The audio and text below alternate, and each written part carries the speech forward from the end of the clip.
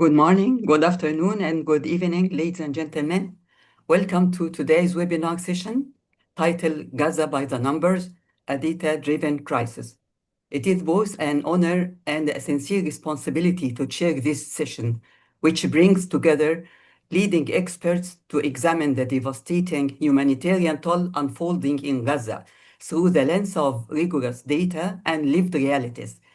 In times of crisis, numbers are not just statistics. They are stories, signals, and calls to action. Today, we will explore the intersection of public health, nutrition, human rights, and medical ethics in one of the most complex and urgent emergencies of our time. Each presentation will offer a distinct perspective from epidemiological trends and the neurodevelopmental impacts to legal frameworks and frontline solidarity grounded in evidence and driven by compassion. This session objectives are quantify the crisis by presenting verified data on malnutrition, infectious disease outbreaks, maternal mortality, and attacks on healthcare infrastructure in Gaza.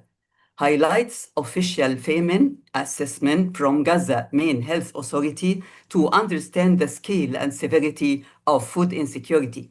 Explore the neurological consequences of nutritional deprivation, particularly its impact on brain development and long-term cognitive outcomes. Present population-based research that documents unprecedented levels of hunger and the lived experience of famine in Gaza. And lastly, examine the role of international humanitarian law and the ethical imperatives of solidarity-based medical practice in severely conflict-affected environments. Before we begin, I'd like to kindly remind all speakers of the time allocations for today's session. Each presentation is scheduled for 15 minutes, followed by a 10 minutes Q&A discussion to ensure we stay within our overall time frame and allow space for audience engagement. I ask you please keep an eye on the clock. I'll gently signal when you have 2 minutes remaining in your talk. Thank you in advance for your cooperation and for helping us maintain a smooth flow throughout the session. Our moderator today for this session is Dr. Abir Omar. Please, Dr. Abir, the floor is yours. Thank you so much, Dr. Salma, for the introduction. I just want to remind the participants that we have the questions and answer tab. If you have any questions, please write them down even while the session is running, and we will answer them at the end of the session. We will direct them to the speakers, and they will be answered as in the order that they are received or they were received. We're gonna open the day or the session with our keynote speaker, Alicia Couturillaris. Alicia is the first generation Greek American. At the University of Central Florida, her undergrad and grad studies focused on political science and history, with minor in Middle Eastern studies and religious studies. Alicia is a longtime member of Amnesty International and serves as the country specialist of Israel OPT State of Palestine. She also serves on the board of directors of Partners for Palestine, a nonprofit organization based in Orlando, Florida, and focusing on the advocacy and education. Her first trip to Palestine was in the spring of 2016. With Every Witness Palestine, where she had the opportunity to meet with organizations and activists on the ground to get the first-hand look at how the occupation affects Palestinian daily life. Alicia has had the opportunity to give commentary on the issue pertaining to Israel and occupied Palestinian territories with domestic and international news outlets such as the Arab Organization for Human Rights in the UK, Al Jazeera, and Turkish Radio and Television Corporation. Alicia, thank you so much for accepting our invitation. And you have 10 minutes for your topic, which will be about hunger and human rights, starvation as a weapon of war. Great. Thank you so much. Thank you again for the invitation to join the conversation today. I appreciate it.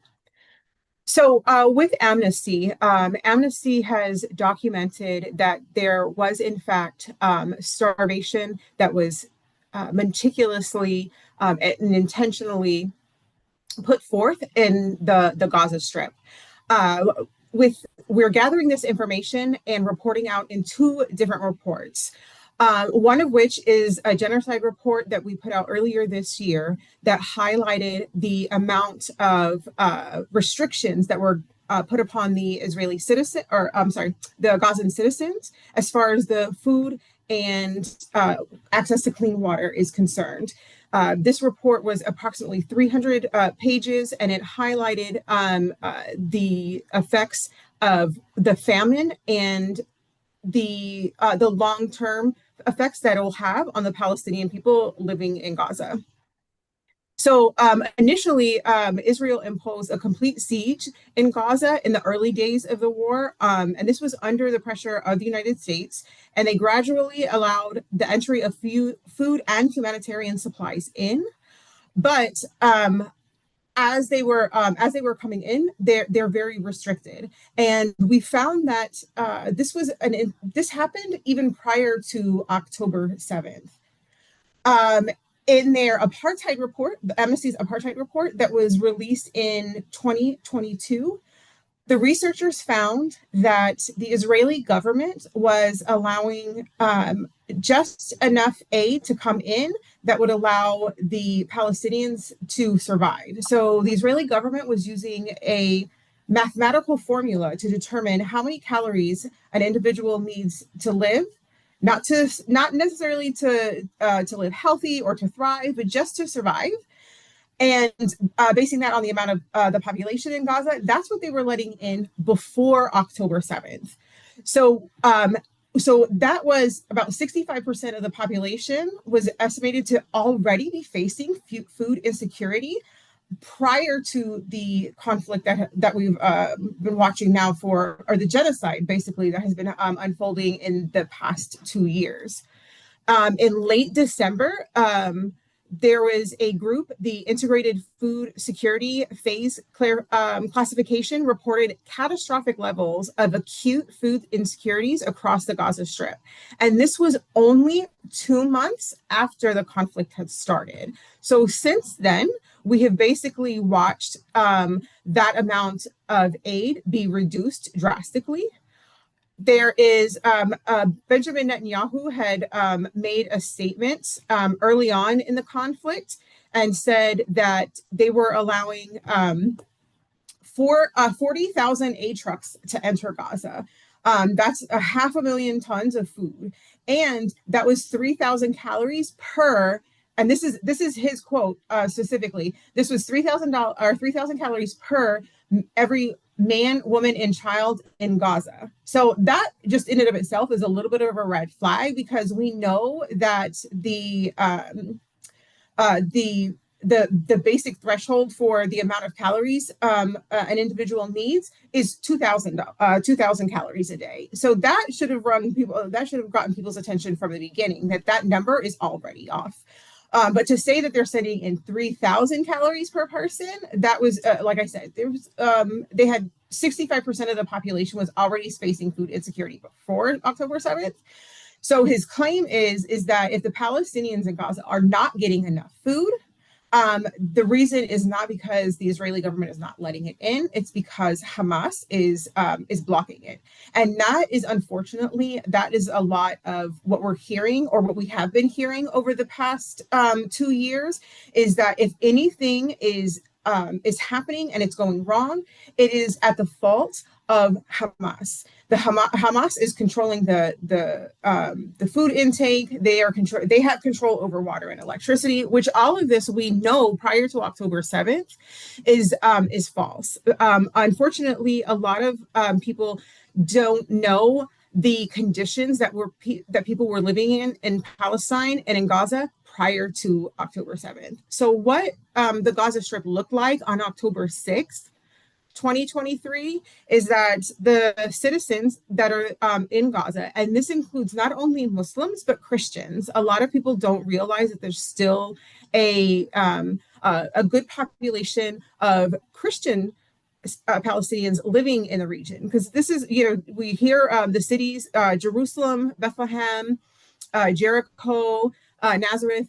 These are all stories that are or cities that are in the Bible, but they're in the occupied West Bank. These are part of the Christian narrative. So the way that they were living prior to October 7th was anything coming in and out of the Gaza Strip had been restricted for about 17 years. So that means no access or limited access to food, clean and safe water, building materials, construction materials, and healthcare and aid materials. And I mentioned construction materials because I think it's important to note that this past genocide, this is not the first time that the Palestinians in the Gaza Strip have faced an unbalanced conflict. There's been several since the Gaza Strip has been under the blockade that was put in place 17 years ago. And with each one, there has been no opportunity to really rebuild because of the blockade that has been put in place. And again, like I said, that includes everything from food to material to rebuild. So that basically covers it. And now we want to, but since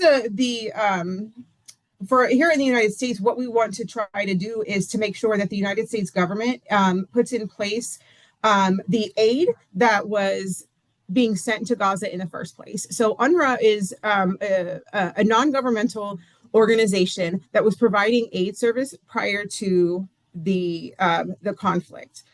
And since then, some of the aid that has been coming in, either the Israeli government or the U.S. government has been part of the distribution process. But what they're doing is they're using their military to distribute food. And we've seen that those food distribution locations have basically turned into a battlefield because people are desperate. People are acting maybe running for the food and making sure that they can get there. So there is a sense of chaos, I think, on the ground, but putting the soldiers in charge of that is not the solution. These are people that are trained for combat, not to work in places where there's a humanitarian crisis. So we're putting the people with the guns distributing the food, and that has also been detrimental. So here in the United States, we are trying to push the U.S. government, so President Trump and our members of Congress, to make sure that the food aid is coming in, but it is being brought in through the organizations that were in place prior to that, because they understand the region, they understand the needs of the Palestinian people, and they understand what needs to be done in order for the Palestinians to get the food aid in a proper manner. So that's basically what I have to share. And like I said, the Amnesty International has put out a report. Their apartheid report was released in 2022, and that focused on not only things that were happening in Gaza, but also the apartheid system that has been in place in the occupied West Bank. So that is a great reference for folks. But also earlier this year, there was the genocide report that was put out, and it highlights some of these issues as far as food insecurity that the Palestinians have been facing since the genocide has been taking place. So those are resources that are all available on the Amnesty's websites.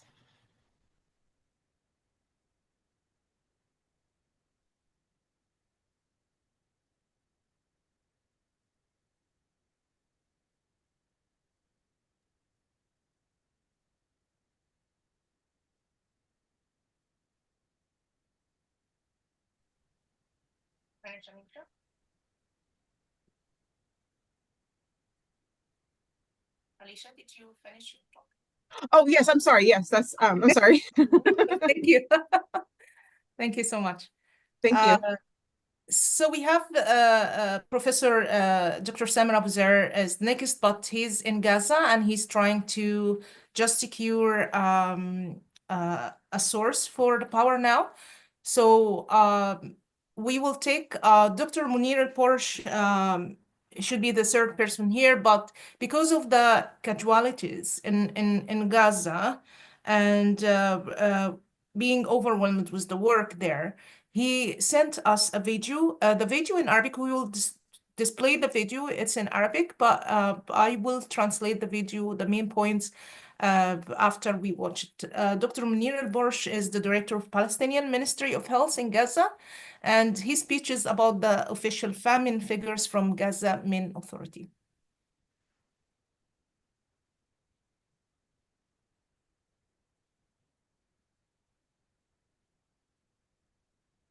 بسم الله الرحمن الرحيم، والصلاة والسلام على سيدنا محمد وعلى آله وصحبه أجمعين. بداية دعونا نبرق لكم تحياتنا من فلسطين الحبيبة، من قطاع غزة المنكوب الذي أحدث الاحتلال الإسرائيلي فيه أكبر عملية إبادة جماعية عبر التاريخ. الإخوة المؤتمرون، السلام عليكم ورحمة الله وبركاته. أحدثكم وأنا قد أخذت جولة على الواقع الصحي في غزة والواقع المعيشي قبل قليل، كيف أن هذه المدينة الجميلة أصبحت ركاما وأصبحت مدمرة. الاحتلال الإسرائيلي لم يفعل فيها إلا التدمير والقتل الجماعي والإبادة الجماعية، وأنهاها بالمجاعة التي أحدثها بفعل سياساته. هو لا يعني فقط قصف المستشفيات، بل هدف إلى تدمير النظام الصحي بأكمله. قتل الأطباء، الممرضين، منع وصول الدواء، استهدف سيارات الإسعاف، جوع المرضى حتى تنهار أجسادهم بصمت. هذه كانت سياسة ممنهجة من الاحتلال الإسرائيلي، ووصفها العديد من الخبراء الدوليين بمبدأ حياد الطب وتحييد الطب وتحويل المستشفيات إلى ساحات حرب بدلا من أن تكون ملاذا للحياة. هذه ليست مأساة صحية فقط، بل إبادة صامتة تستهدف حق الإنسان في البقاء. هذا هو الاحتلال الإسرائيلي. في غزة لا يقتصر القتل على القصف المباشر، بل يمتد ليشمل حرمان الناس في الحق في الحياة والعلاج في جريمة مكتملة الأركان عرفت بالإبادة الصحية. أحدث الاحتلال الإسرائيلي هذه الإبادة الصحية في تدميره لأكثر من 38 مستشفى، لا يعمل منها بشكل جزئي إلا 14 مستشفى في هذه اللحظات. ما يجري في غزة ليست أزمة إنسانية فحسب، بل هي إبادة منظمة للحق في العيش الكريم، تستهدف الجسد الفلسطيني بالرصاص والجوع والمرض، وتدمر منظومته الصحية بالكامل. إنها ليست حربا عابرة، بل جريمة إبادة مزدوجة. هذه الحرب وهذه الإبادة الصحية أسفرت عن قتل ما يقارب 67,000 شهيد حتى اللحظة ما تم تسجيله، وأكثر من 170,000 جريح. بلغ إجمالي الجرحى فقط من الأطفال ما يقارب 42,000 جريح من الأطفال، والشهداء من الأطفال قاربوا 20,000 من الشهداء. أما عدد الشهداء من النساء فكانوا ما يقارب 10,000 امرأة، وعدد الشهداء من كبار السن 4,635 رجل كبير. معدل استهداف الأطفال يقتل 28 طفل يوميا. هذا ما فعله الاحتلال الإسرائيلي. طفل يقتل كل 52 دقيقة، وعدد الأطفال دون سن 18 يقدر 1,200,000 طفل، فيما يقتل الاحتلال طفلان من كل 100 طفل دون سن الخامسة. حالات البتر للأطفال كانت تتجاوز 1020 حالة بتر حتى اللحظة. كان الاحتلال الإسرائيلي عبر سياسته في المجاعة حرم ما يقارب 1,200,000 طفل محرومي الغذاء، محرومي التعليم من الأطفال قارب 914,000 طفل. أما الأطفال الذين ينتظرون السفر للخارج فكانوا ما يقارب 4,000 طفل حتى اللحظة لم يستطيعوا السفر للعلاج بالخارج. الاحتلال الإسرائيلي أحدث مجاعة كبيرة، فقتل العديد من كوادرنا الطبية، قتل أكثر من 1700 كادر صحي، من بينهم 150 طبيب و221 ممرض، من بينهم ما يقارب 70 طبيب متخصص، واعتقل 361 من كوادرنا الصحية.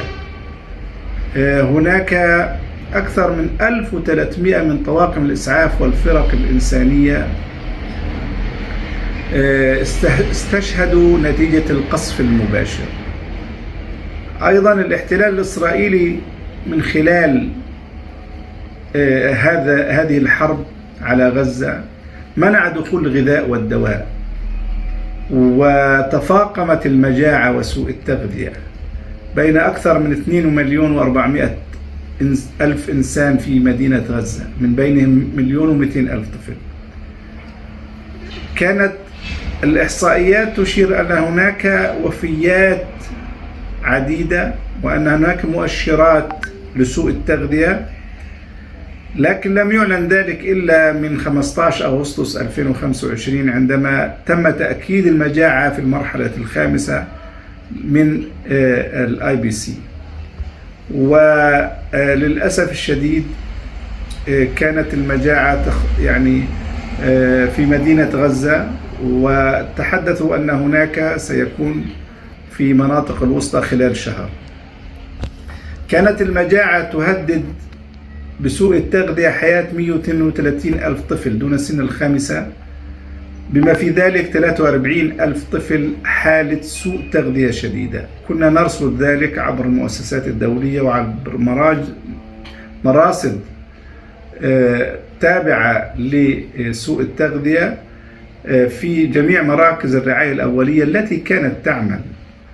الحقيقة عندما نتحدث عن أن 67% من الحوامل كانوا يعانوا من فقر الدم وسوء التغذية وكانت حياتهم مهددة. نتحدث كنا عن 55,000 امرأة حامل أيضا كانت تعاني من سوء التغذية. نحن نتحدث عن في المراحل الأخيرة كان لدينا 500 طفل رضيع في المستشفيات بسبب الجوع وسوء التغذية. أيضا هذا أدى إلى حوادث الولادات المبكرة منذ بداية العام. سجلنا 1556 حالة ولادة مبكرة و3120 حالة إجهاض وفيات داخل الرحم. سجلنا أن هناك 89% من الأطفال دون سنة مصابون بفقر الدم. كان الاحتلال يمنع أيضا البروتوكول العلاجي لسوء التغذية، كان يمنع التي ان سوليوشن، يمنع الامينو اسيد، يمنع الهيومن البومين، يمنع الانشورز، يمنع كل هذه الأدوية، حتى المحاليل من الجلوكوز بتراكيزه المختلفة. الاحتلال كان يمنعها ويمنع دخولها عوضا عن تلوث المياه. الحقيقة هذا الأمر يحتاج من الجميع دراسات تفصيلية، ويحتاج أيضا عمل بحثي كبير بما أحدث الاحتلال لأطفالنا، وما أحدث الاحتلال في قتل أبنائنا، وما أحدث الاحتلال في استهدافه للأجيال القادمة.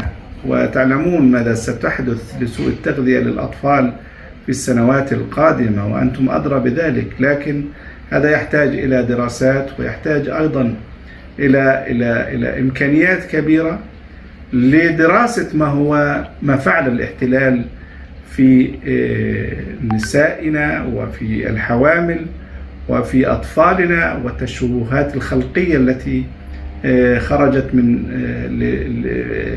لكثير من الأطفال بعد استهداف المناطق بهذه الأسلحة التي نعتقد أنها أسلحة محرمة دوليا. أنا أشكر لكم يعني حسن استماعكم، لا أريد أن أطيل أكثر. جزاكم الله خيرا، بارك الله فيكم، ادعوا لفلسطين وأهل غزة. شكرا.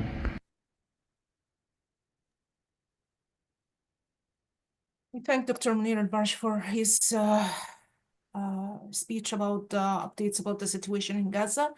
And I will provide you with the main points of his speech.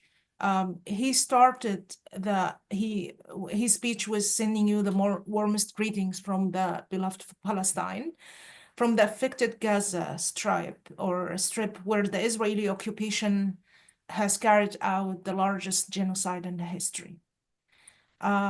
He said that the Israeli occupation has done nothing but destroy, commit mass killing and genocide, culminating famine caused by its policies.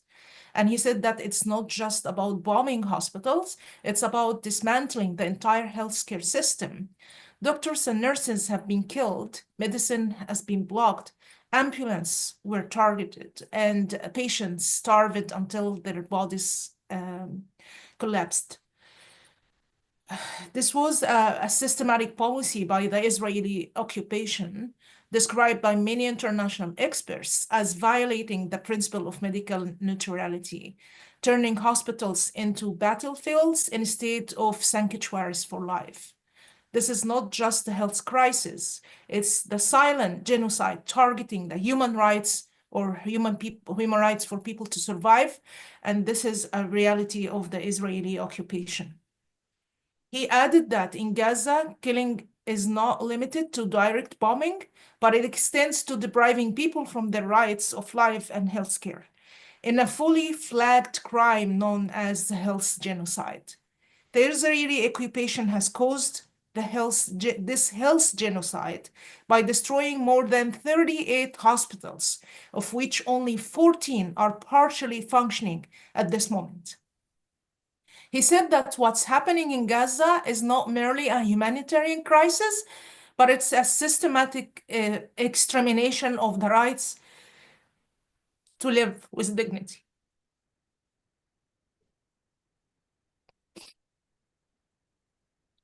I'm sorry. He said that the war and genocide have resulted in the killing of nearly 67,000 martyrs so far, with more than 170,000 injured. Among the injured, 42,000 are children, and the number of children martyrs has reached 20,000. The number of women martyrs is around 10,000, and 4,635 elderly men have been martyred and killed. Children targeting rate was 28 children are killed daily. One child is killed every 52 minutes. There are approximately 1.2 million children under the age of 18, and the occupied kills 2 out of every 100 children under 5. There have been more than 1,020 cases of child amputations so far.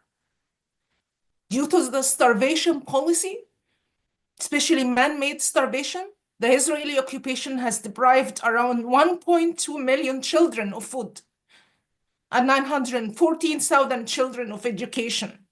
And about 4,000 children are still waiting to travel abroad for medical treatment. The occupation has caused a massive famine, killed many of our medical personnel. Over 1,700 healthcare workers, including 150 doctors, 221 nurses, and around 70 specialists, have been killed. It has also arrested 361 healthcare workers. More than 1,300 ambulance and humanitarian workers have been martyred due to the direct bombing. The Israeli occupation has also blocked the entry of food and medicine, worsening the famine and malnutrition among 2.5 million people in Gaza, including 1.2 million children. Although indicators of malnutrition and deaths were present, famine was officially declared on August 15 in 2025, reaching phase 5 of the IPC scale. Sadly, famine was confirmed in Gaza City, with warning it would spread to central areas within a month. Famine threatens the lives of 132,000 children under 5 years, including 43,000 suffering from severe malnutrition. And they monitored it through international institution and nutrition surveillance system. And actually, 67% of pregnant women suffer from anemia and malnutrition, putting their lives at risk. And they are talking, Dr. Munir Borsh talking about 55,000 pregnant women affected. And in the final stage, 500 infants were hospitalized due to hunger and malnutrition. This has led to premature births, 1,556 cases recorded since the beginning of the year, along with 3,120 miscarriage and intrauterine death. They found that 89% of the children under 1 year suffer from anemia. He said also that the occupation also blocked the therapeutic protocols of malnutrition, including TPN solutions, amino acids, human albumin, and the protein that's called Ensure, and even various concentration of glucose solution. Dr. Borsch added that this situation demands detailed studies and extensive research in what the occupation has done to our children, the killing of our youth, and the targeting of future generations. He said that you know well the long-term effects of child malnutrition. And he said, but this requires resources and serious research into what the occupation has done to our women, pregnant mothers, children, and the congenital deformities that have been seen in many newborn, likely caused by internationally banned weapons. And at the end, he thanks you all for your kind attention. And he said that please pray for Palestine. Thank you.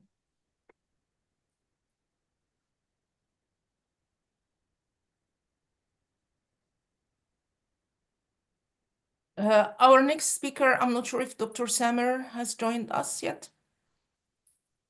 Dr. Samer tried to, I think the internet in Gaza and the electricity are interrupted both.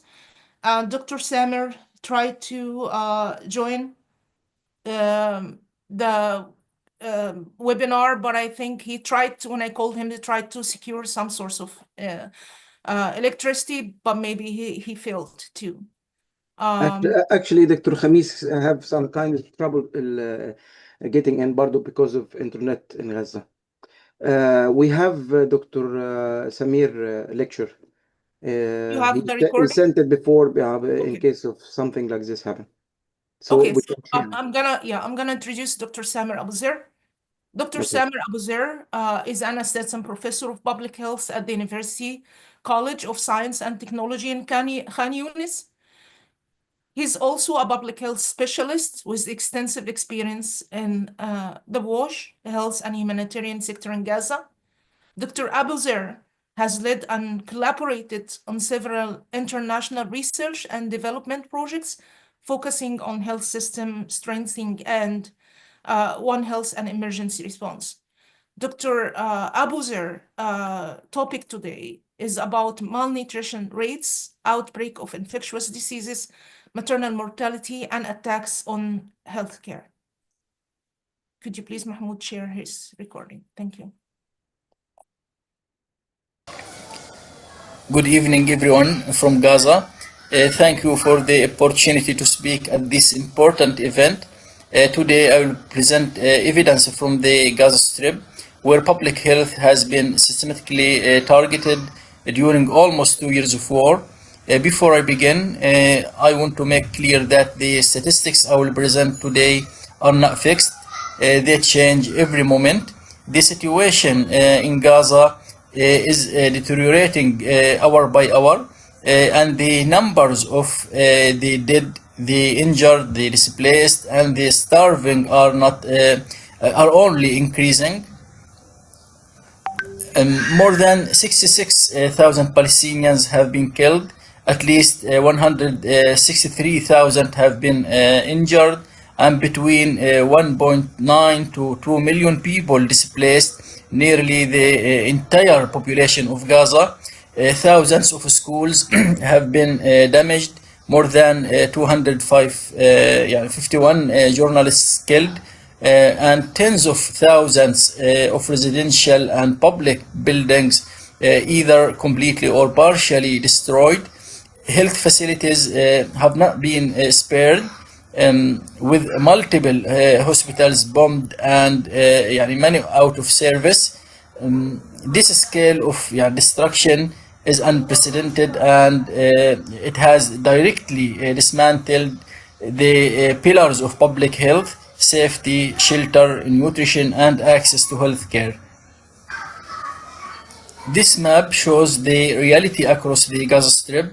Hospitals and primary health centers, which once served as the backbone of care delivery, are systematically out of service. Patients with chronic illnesses such as cancer, kidney failure, or diabetes, as well as those requiring emergency surgical care, are now left with almost no functioning facilities to turn to. The collapse of hospital infrastructure has transformed treatable conditions into fatal ones. Here you can see a map of healthcare facilities intentionally targeted. At least 36 hospitals have been bombed, along with numerous clinics and ambulances. Medical personnel, patients, and shelters for the displaced have all been attacked. Such targeting is a clear violation of the 1949 Geneva Convention, which protects medical facilities and humanitarian workers during armed conflict. What we are witnessing is not collateral damage, but rather the systematic weaponization of healthcare. This slide shows the status of UNRWA primary healthcare centers after 580 days of war. In northern Gaza and Rafah, every single UNRWA clinic is out of service due to incursions. This has created a vacuum in essential care, especially for vaccinations, maternal health, child health, and non-communicable diseases, leaving millions with no access to even the most basic preventive services. Our research, published in the Journal of Water, Sanitation and Hygiene for Development, studied 1,500 displaced persons across Gaza Strip in 2024, and we found alarming high incidence rates. Acute respiratory infections affected nearly half the population surveyed. Diarrheal diseases was reported in 25% of cases. Skin diseases, scabies, pediculosis, and even measles and meningitis re-emerged. Acute viral hepatitis affected 5.6%. Statistical analysis confirmed the association between poor water, sanitation, and hygiene conditions and diseases. Lack of clean water, soap, and functioning latrines significantly increase the odds of infections. These outbreaks are preventable diseases, but they are spreading because of water and sanitation conditions, poor water and sanitation conditions, and they have been intentionally undermined. Now I turn to food and nutrition. According to the IPC special snapshot released in May 2025, Gaza faces one of the highest risks of famine in modern history. By September 2025, the entire population is in crisis or worse. Nearly 500,000 people are facing starvation, classified in IPC Phase 5 catastrophe. Over 1 million people are in emergency, IPC Phase 4. Children are especially vulnerable. Malnutrition has reached critical levels in northern Gaza, Gaza City and Rafah. The blockade of aid, the destruction of bakeries, and skyrocketing food prices have forced families to eat animal fodder, leaves, and even search garbage dumps for scraps.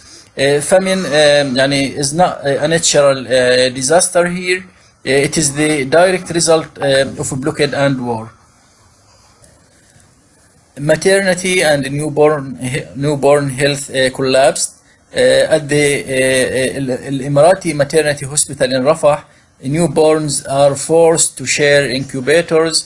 In Khan Yunis, mothers describe losing babies due to lack of power for incubators, lack of milk, and lack of medicine.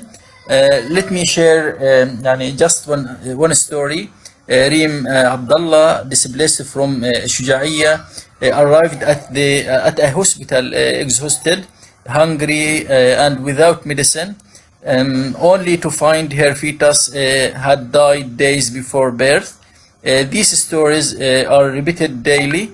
Miscarriage, stillbirths, and preventable maternal deaths are rising sharply. Starvation and displacement are literally snatching children before birth. This figure illustrates the chaos caused by repeated evacuation orders. Civilians are forced to move constantly, often on foot, under bombardment. For NGOs and emergency responders, it has become nearly impossible to deliver aid, maintain continuity of care, or even track displaced populations. Each evacuation order further dismantles the fragile health system. I also have a short video about 5 minutes long that illustrates the catastrophe faced by the Palestinian health system and public health in Gaza during the war. It shows the direct targeting of healthcare facilities and medical teams. And if time permits, during this event, we may play it so you can see more vividly the human impact behind the statistics I have shared. In conclusion, Gaza health system has collapsed not by accident, but through intentional attacks, siege, and displacement. Infectious diseases, outbreaks, famine, maternal and child death are the direct result of systematic targeting.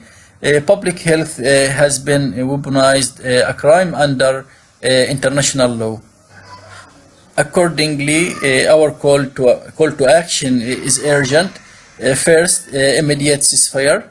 Second, unrestricted humanitarian access to food, water, and medicine.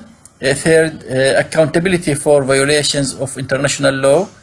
Fourth, global solidarity for health professionals and institutions. Fifth, a commitment to rebuild Gaza's health system so that survival, not suffering, defines its future. Thank you so much.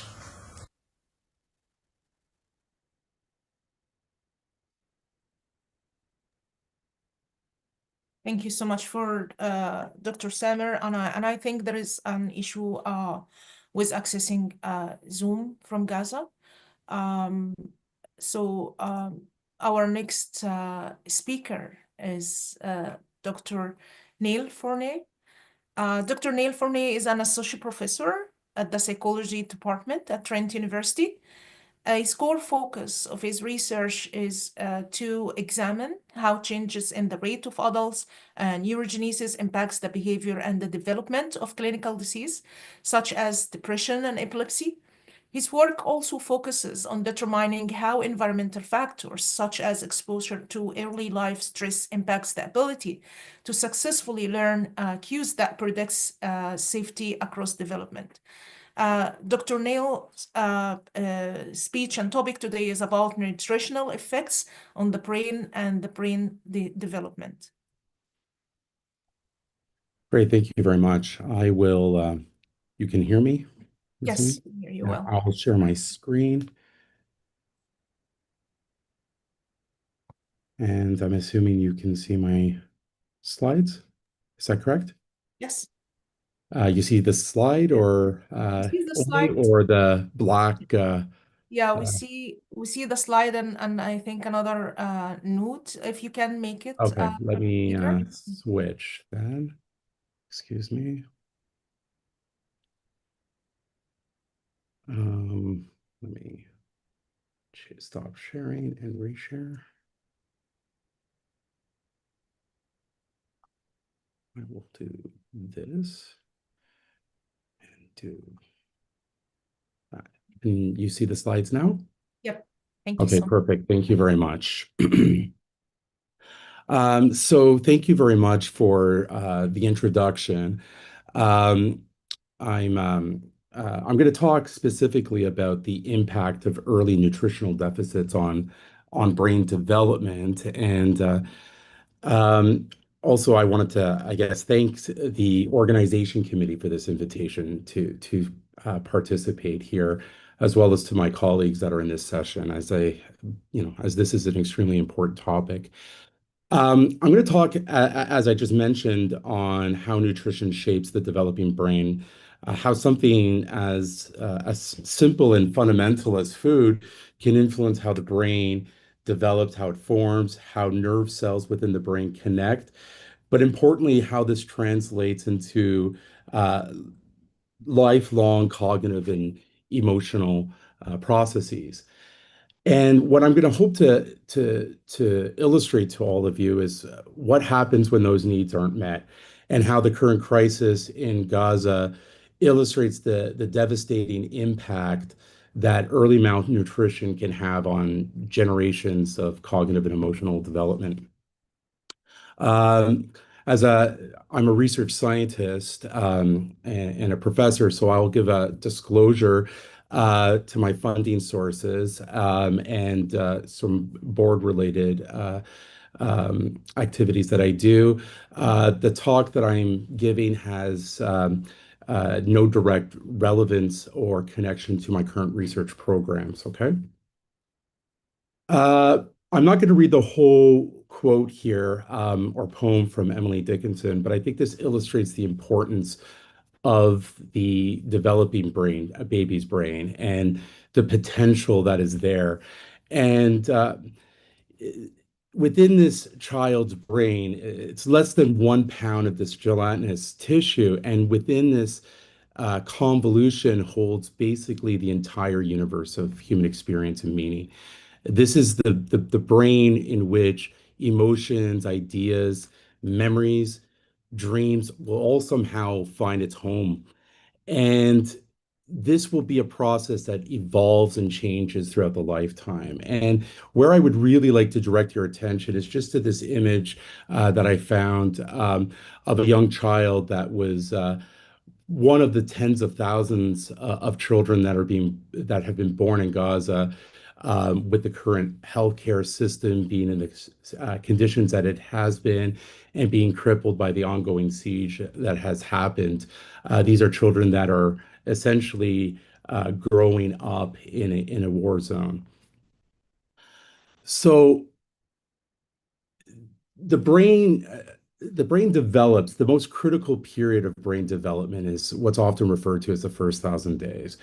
When we look at a child's brain and the developmental process, anything that impacts along those stages can have significant influence. I mean, think about it like this. The brain is the most complex thing that's on this planet. Even the brain of a child is immensely complicated. There is a swirling profusion of billions and billions of neurons that are trying to reach out to another, connect with each other, form trillions of connections that are pulsing with electrical, chemical, and electromagnetic energy. And to illustrate the complexity of this, if you were to take essentially a piece of a baby's nervous tissue, about the size of a grain of rice, it would contain close to a few million neurons or nerve cells, and each of them are making, on average, between 1 to 10,000 different connections. So this is an extremely complex system, and how it gets assembled needs an entire, highly organized process that both occurs within space and time. And what this image is showing us is that the development of the brain is not a singular event. There are many different stages that are involved here, from the birth and generation of the neurons to how those neurons find their home within the nervous system itself, the way in which they form connections, the way that they interact with each other, and eventually how those connections stabilize and form to give rise to all of the very complex behaviors that make up the human experience. The critical things to look at is within the first few years, where experience, both from a environmental perspective in terms of interactions within the world, but also in terms of food and stresses, how those shape the continuing development of that brain. What we see is this period of development is this exuberance of connectivity within this golden 1,000 days. This is, if we look at it quantitatively, there's about 1 to 2 million new connections that are being formed per second during these peak periods of neural development. And one of the things that I think you could appreciate here is you start with a few, but within the first few years of life, you have not only more neurons, but also more connections and processes within those neurons. In fact, the developing brain has about twice as many neurons and twice as many connections as in the adult brain. And if you think of this brain at this initial stage in the newborn as being a sort of undifferentiated mass of a block of marble, the basically experiences that happen are what's going to be the sculpture that takes away bits and bits of that marble to reveal a form, which will be this child. And experience in that sculpture, acting as that sculpture, will ultimately determine what the brain is going to be left with. The formations that are taking place also have to be removed. So the process of removing these connections that happen after those 2 years are critical for allowing for proper brain function and health. The other part I just want to illustrate before talking about nutrition is that the brain develops in a bottom-up fashion. The areas that are responsible for processing sensations, giving rise to your ability to perceive visual information, to hear, to touch, those will mature and develop quicker. And the areas that are involved with language, emotion, and ultimately the higher cognitive processes that define us for who we are take much longer to develop. So the key point is that anything that impacts specific parts of neural development within these stages can have long-lasting consequences, whether it be sensory, whether it be language delays, or whether it be complex cognitive behaviors that are important for the person to develop and form relations with others, to maintain jobs and education. The other key point is that the process of neural development is not just fixed to the child being within the womb or the fetal periods. It persists for the first few years in rapid manners, but also throughout lifetime. And these higher order cognitive regions are the ones that still undergo synaptic growth and change well into the fifth and sixth decade of life, we see. Parts of the brain will form connections that are very important for enhancing efficiency of how the brain communicates. One of this is the process of what we call myelin, which is basically a substance that wraps around the connections of neurons, the axons, and this allows for communication to be rapid and immediate.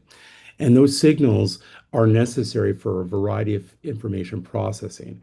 And things that disrupt this will, of course, have major impacts on development, also on prognosis for various neurocognitive and neuropsychiatric conditions. So, where does this leave us all? So, we've been talking about brain development, biological processes like connections, how wiring is taking place. But the critical thing is that this doesn't unfold in isolation. There's an environment that surrounds the child. And this framework that was presented by the Lancet a few years back highlights 5 key domains of which nurturing care is essential for brain development. And the point, of course, that we could see and how this interfaces with the crisis in Gaza, of course, is health and nutrition, safety and security, and access to learning and education. To begin to clarify the impacts of this, let's start to look at sort of how neural development could be influenced and how this can be a cause for subsequent neurodevelopmental disabilities. This just shows us, it's a rather complicated graph, but what it shows us is how gestational age increases both survival and healthy neurodevelopment in children if they're born preterm. So the longer they basically persist in gestation, for each week in utero, the survival rate increases and brain outcomes improve. However, what we see is extremely preterm children, very preterm, survival could be significantly impacted and limited, and the risk for major disabilities increase proportionally. So there's a continuum of vulnerability, and why I direct this towards prematurity is the fact that nutritional stress and physical and psychological stressors are some of the major factors that can lead to premature birth. The critical years are very much well understood in terms of its long-term impact on brain development. This is classic work that was done from looking at orphan children, displaced children during the Romanian conflicts in the late 80s and 90s. And what this shows is 2 children, age match. These are images of the brain. What you could see in cases of children with neglect, abuse, nutritional scarcity factors is a substantial reduction in the size of the brain. And within these children that have had to be institutionalized, also changes in the way in which the brain functions and works. So if we scale these up from individual children to a population level, the implications can be devastating. And this brings us to sort of the last part of my talk, looking at Gaza, where widespread hunger and nutritional collapse are threatening entire generations of brain development and learning potential. I want to direct you to this young man, Ahmed Hali Badnaji. This was an article that was presented in the Canadian broadcast CBC News about a month ago. And this was a child that had celiac disease, had nutritional issues associated with this condition. And this was a person that was ultimately died as a consequence of nutritional deficits, something that could be avoidable. So some of my colleagues have illustrated this point, and I won't take too long, but what we see is chronic household insecurity for food as being something that has dramatically increased following the conflict. We see acute malnutrition rates among children under the age of 5 within Gaza being substantially increased. And the impact on these displaced populations are also enormous.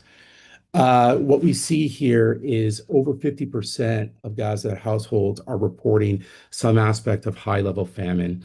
These are over about 2.2 million people are facing a crisis of acute food insecurity. This has rapid effects, and given the issues that arise with the conflict, these were rapid onset issues that targeted actions that were taking place by the Israeli government. The critical point is that when we compare this to other conflicts and situations throughout the world, the rapid onset and the rapid nature of this has led to such a significant medical impact. So, what I would like to I believe it's a 15-minute presentation, correct? All right, thank you. What I would like to move us towards is talking about how nutrition itself affects brain and body. I mean, organ systems are affected by severe malnutrition. And when we think about malnutrition, we often tend to focus on visible signs like weight loss, edema, but the biological impact is a lot more substantive.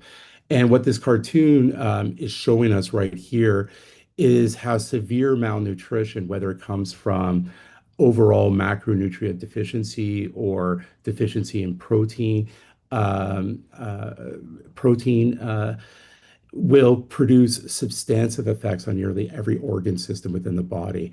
You have impairments in liver, pancreatic functions, alterations in hormonal processes, you have alterations in immune functions, cardiac issues, and ultimately with systemic failures of reduced nutrient delivery to the brain, uh, you impact brain development. You have alterations in how the brain wires. You get changes in how synaptic signaling takes place, and this leads to long-lasting disruptions in neurocognitive function.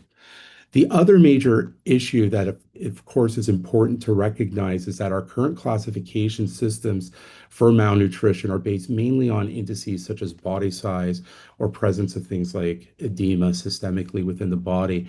The problem is that that doesn't really tell us which nutrient systems have actually failed and how they're affecting underlying basic physiological cellular processes.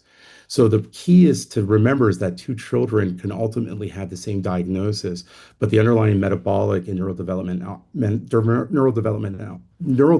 outcomes could be very different. So this makes prognosis and treatment very challenging. In terms of impact of nutrition and early malnutrition on neuropsychological development, the evidence is quite clear. Childhood malnutrition causes lasting neurodevelopmental effects. This has been found across multiple studies. Malnourished children consistently perform worse on developmental and IQ testing, even when one accounts for other social factors. What we see is moderate to severe malnutrition, resulting in almost a one standard deviation, which is about a 15-point reduction in general IQ measures. So there's a dose responsiveness that comes with this. And 26% of all malnutrition children tend to have IQs that sit at the intellectual disability range. There's academic and learning delays. So stunted children complete 1.6 fewer years of schooling. There's delayed school start. Of course, this is in just general situations, given the fact that there's been targeted to the educational infrastructure in Gaza. One could see how this could even further exacerbate this problem. There's effects on attention, memory, executive functions like decision making. And one of the things that's been reported in the grounds is this idea of cognitive regression. Many reports of children that had young children that have acquired language and basic language and arithmetic skills have showed regression and impairments as a consequence of the ongoing siege. The other aspects, of course, are the influence on psychological development and psychiatric complications. I will lead to our sort of my final two slides, if that's okay, if I can have maybe an extra moment. That early childhood malnutrition doesn't just threaten survival, it strikes the brain at its most critical window of development. The first 2 to 3 years of life is when the brain is rapidly developing, connecting circuits that are going to be important for attention, language, memory, emotion. Nutritional deprivation during those periods will derail those processes. They can influence how the brain develops, how specific gene systems turn on and regulate development of the brain. And what the critical thing is that malnutrition, along with chronic stress, together leave invisible scars right at the level of the molecules and the genetics of the individual. And the developmental effects of this, especially on brain, can be enormous.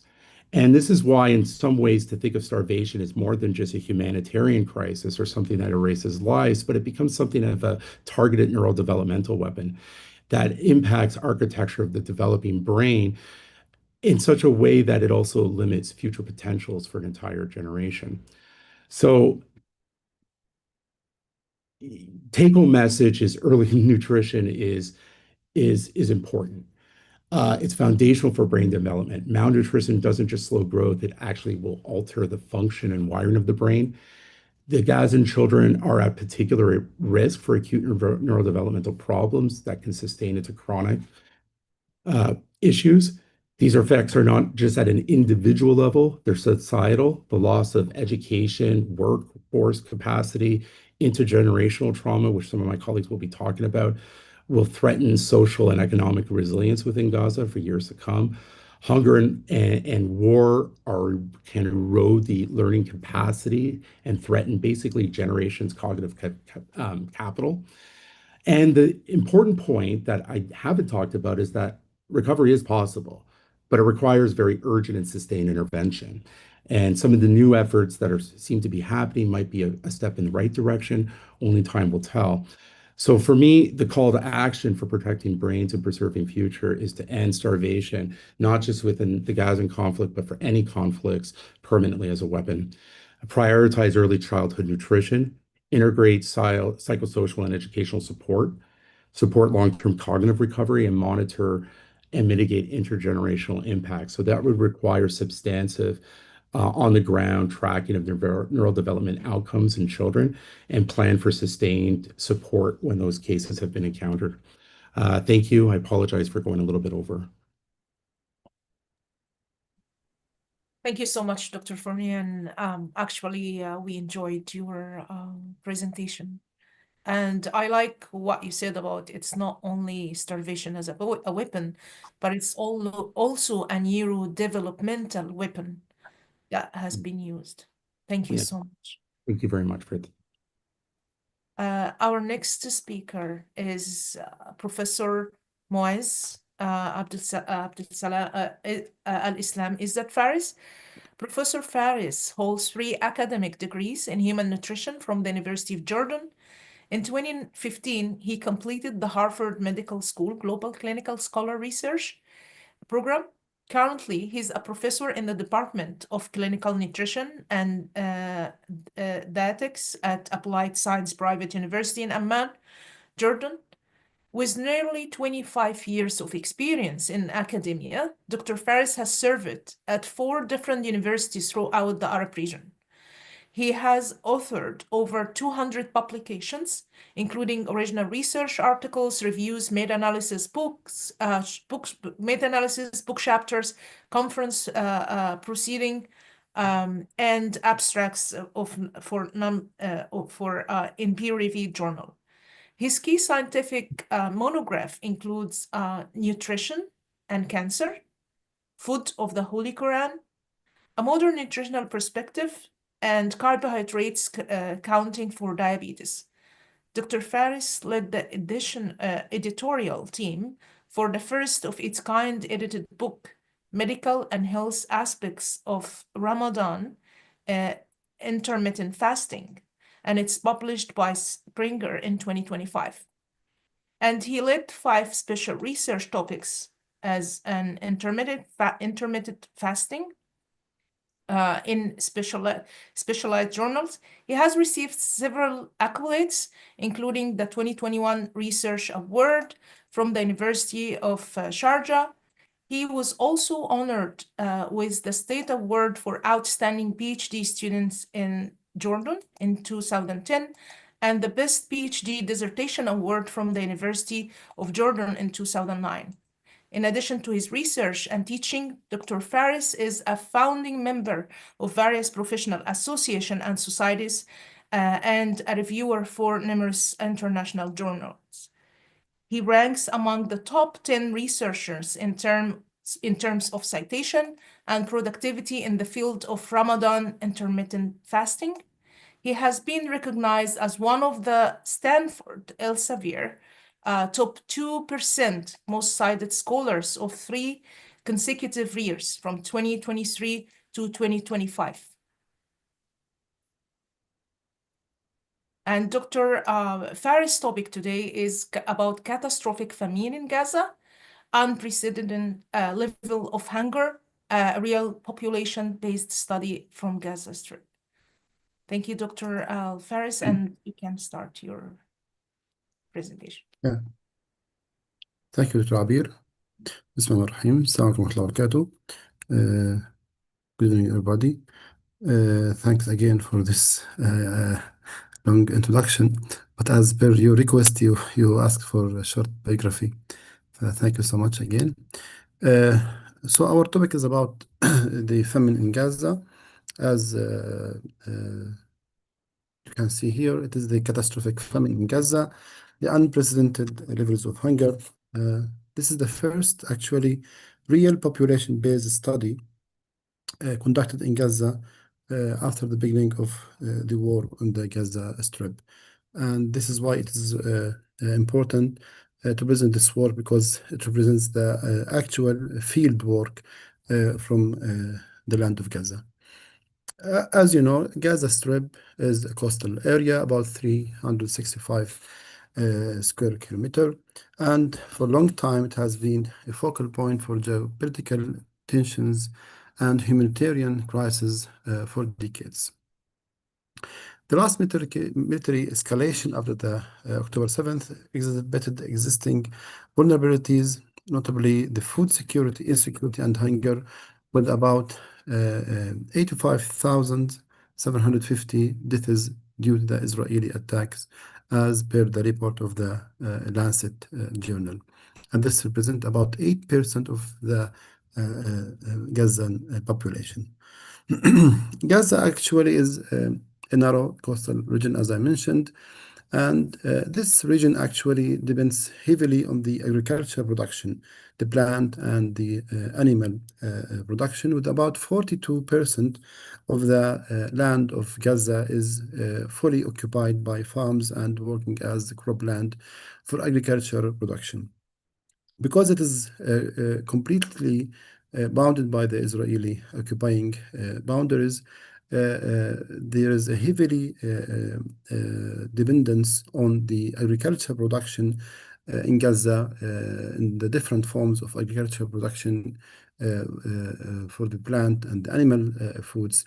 And so the current destruction and the damage that caused by the Israeli attacks was expected to lead to devastating, catastrophic food insecurity and hunger.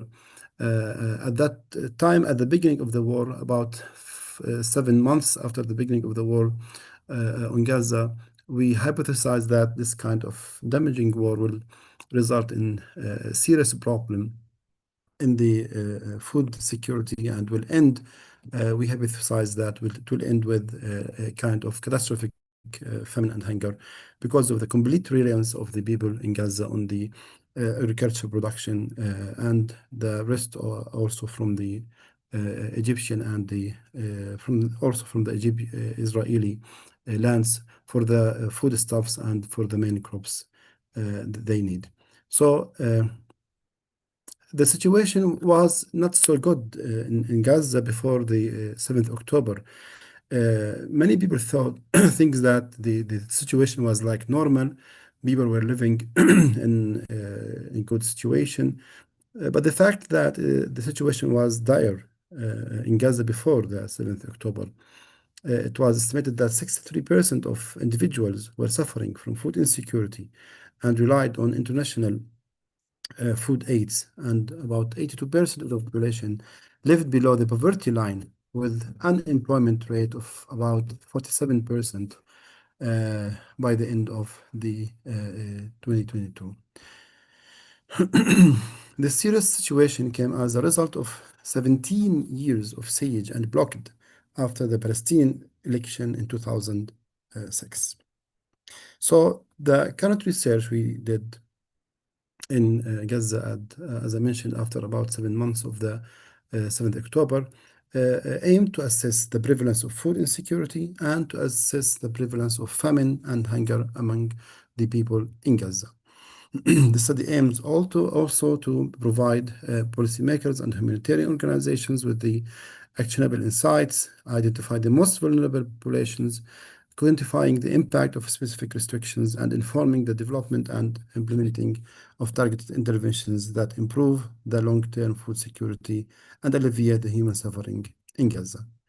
So we conducted a cross-sectional study from May to July 2024. We used three questionnaires: the Household Food Security Survey Module, HFSSM, the Household Food Insecurity Access Scale, HFIS, yes, and the Household Hunger Scale, HHS, in addition to the self-reported anthropometric data, social demographic, and socioeconomic status. The results of the current work revealed that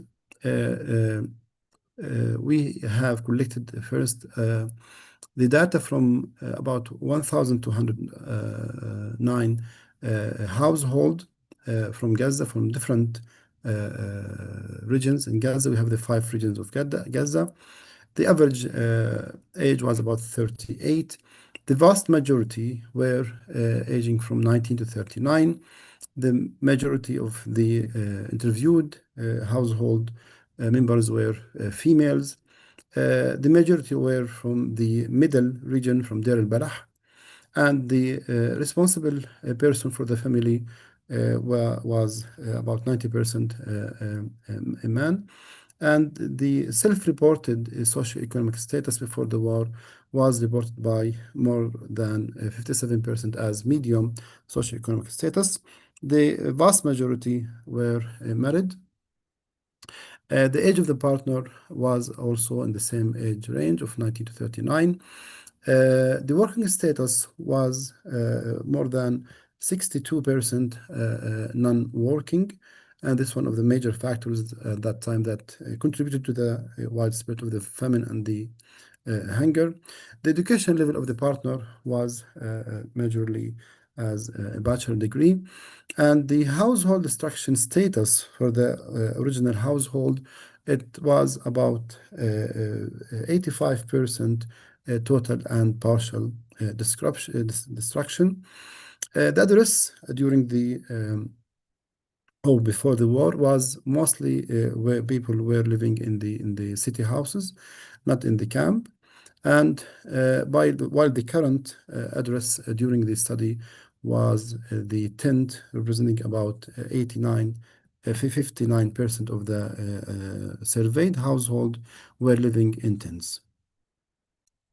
Looking for the malnutrition and anthropometric characteristics for the surveyed household revealed that the appearance of the starvation symptoms was reported by about 84% of the surveyed household, and the number of children who have clear symptoms was about 2 childs per each tent or household we interviewed.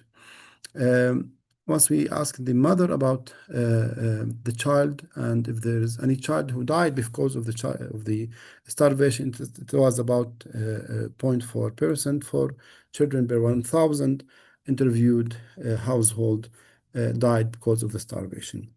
Once we asked about receiving any help from a relief organization, the vast majority were receiving intermittent relief from the international organization.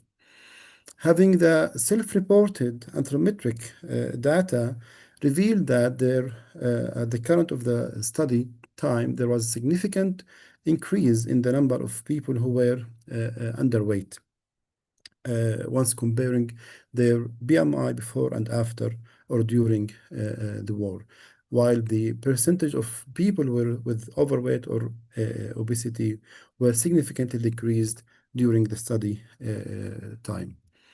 Looking for the change in the body weight, the median body weight, before and during the war, there was significant reduction by about 10 kilograms during the first 9 months, 7 to 9 months of the study after the initiation of the war. And this number is expected to actually is increased, drastically increased after 2 years of the continuous war. But this was only at the beginning of the war, about 7 to 9 months of the war. The BMI also was significantly decreased by about 4 points, decrease from 26.4 to 22.8 before and during the war. Looking for the food frequency, food security and food insecurity questionnaires, looking for the household food security survey, revealed that we have a significant and a major problem with the food insecurity. About 100% of the surveyed household reported a form of food insecurity and the lack of food security, with the mean score out of 18 was about 14.5. And this is about 19 or 18 questionnaire that covers the different aspects related to the amount, quantity, and the quality of the food consumed by the surveyed household participants. Looking for the household food insecurity scale, revealed that there is about it is 100 also percent having food insecurity by using the HFIS scale, with 9 questions that asking about different aspects related to the eating and food during the war. These including, for example, worrying that the household would not have enough food, not able to eat or to give the kids the preferred food, eat a limited variety of foods, eat some foods that you really don't want to eat a smaller meal than you feel you need, eat fewer meals in a day, go to sleep at night hungry or without eating. All these among the parameters that used to assess the household food insecurity, and the average score was about 20 out of 27. And this is an extremely high value for the HFIS scale. Looking for the hunger scale, it is about 48% who reported the moderate and severe household hunger. Again, this was about 7 months after the start of the war, and this situation becoming more disastrous and catastrophic after the continuous 2 years or 24 months of the war. This questionnaire included 3 main questions: no food to eat of any kind in your household, go to sleep at night hungry, and go a whole day and night without eating. And this is was really very, very harmful to have such kind of household hunger at this high level in the Gaza Strip at that time. As you can see here, the prevalence of hunger and food insecurity drastically increased during the war once compared before the war. It's clear that the hunger was drastically increased, while the food insecurity was not in the same way. And this is, as we mentioned before, because the Gaza Strip was suffering from food insecurity because of the 17 years of the siege and the blockade that was before the 7th October. Excuse me, Professor Moaz, there are 2 minutes remaining in your allocated time. Okay, thank you. So this is, again, as mentioned by Dr. Samir, this was reported by the IPC international report showing that there's a catastrophe, and phase 5 of the catastrophe, hunger and famine in Gaza, and there's about more than 6,400 people who are expected to die because of the lack of food. And this is the description of the IPC report and how they identified different phases and different levels of hunger and famine in Gaza. This is another study that showed how the war caused drastic damage in the tree crops and the field crops and the greenhouses by about 70% to 58% of the greenhouses and the field crops were destroyed. This also was at the end of the 2024, and this reached to 100% now by the end of the second year of the war. These are like satellite images, shows the complete destruction of the greenlands, crops, greenhouses in Gaza by the Israeli forces, and also showing the drastic damage that occurs in the Gaza Strip in different agricultural sectors. Here for the crop damage, here for the greenhouse crops. Also, this report of the FAO shows the drastic damage to the cropland in Gaza during the first months of the war on the Gaza, including the vegetable sector, orchards, and other trees, field crops, greenhouses. This is a summary for the main agricultural infrastructures that have been damaged and demolished by the Israeli forces, which the main reason for the catastrophic hunger that resulted after the war. This include the home barns, broiler farms, sheep farms, agricultural warehouses, farm storage, animal shelters, ponds, dairy farms, rabbit farms, turkey, cattle farms, and the only port of Gaza. And this is also satellite images shows the complete destruction of the only Gaza port and the complete destruction of the fishing industry and the marine industry in Gaza, which is a main source for the high quality protein for the Gazan people. Another report also shows the different forms of destruction that affected the agricultural sectors and how these agricultural areas became used by displaced Gazan people because of the war.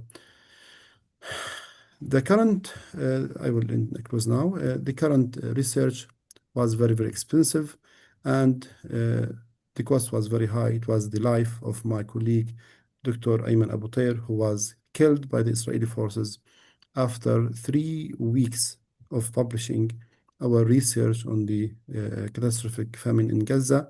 He was attacked by an air strike by the Israeli forces on his 6-meter square tent because of this research. He also lost his family a few months before publishing this work. He lost 8 of his family members, his wife, his mother, his brother, his daughters, and he was attacked by the Israeli forces after publishing this work by 3 weeks. The war in Gaza and the consequences was also covered by this book, led by Dr. Abdul Hassan. And this is our chapter that discusses the different SDGs for the food security from different aspects. It was also summarized in this book chapter. Thank you so much. Thank you so much, Dr. Faris. Our next speaker is Dr. Junaid Sultan. Dr. Junaid Sultan is the consultant of vascular surgeon. He is an honorary lecturer and educator and trainer, and he works in humanitarian missions to conflict and disaster zone. Dr. Junaid's topic today is about international humanitarian law and solidarity-based medical practice in austere environment. Dr. Junaid, you have 15 minutes for your presentation. Thank you. Thank you so much. Can you see the slides? Are they in the full mode or? Yeah. Not show yet. So you can show slides and then like we see the slides, but not in the.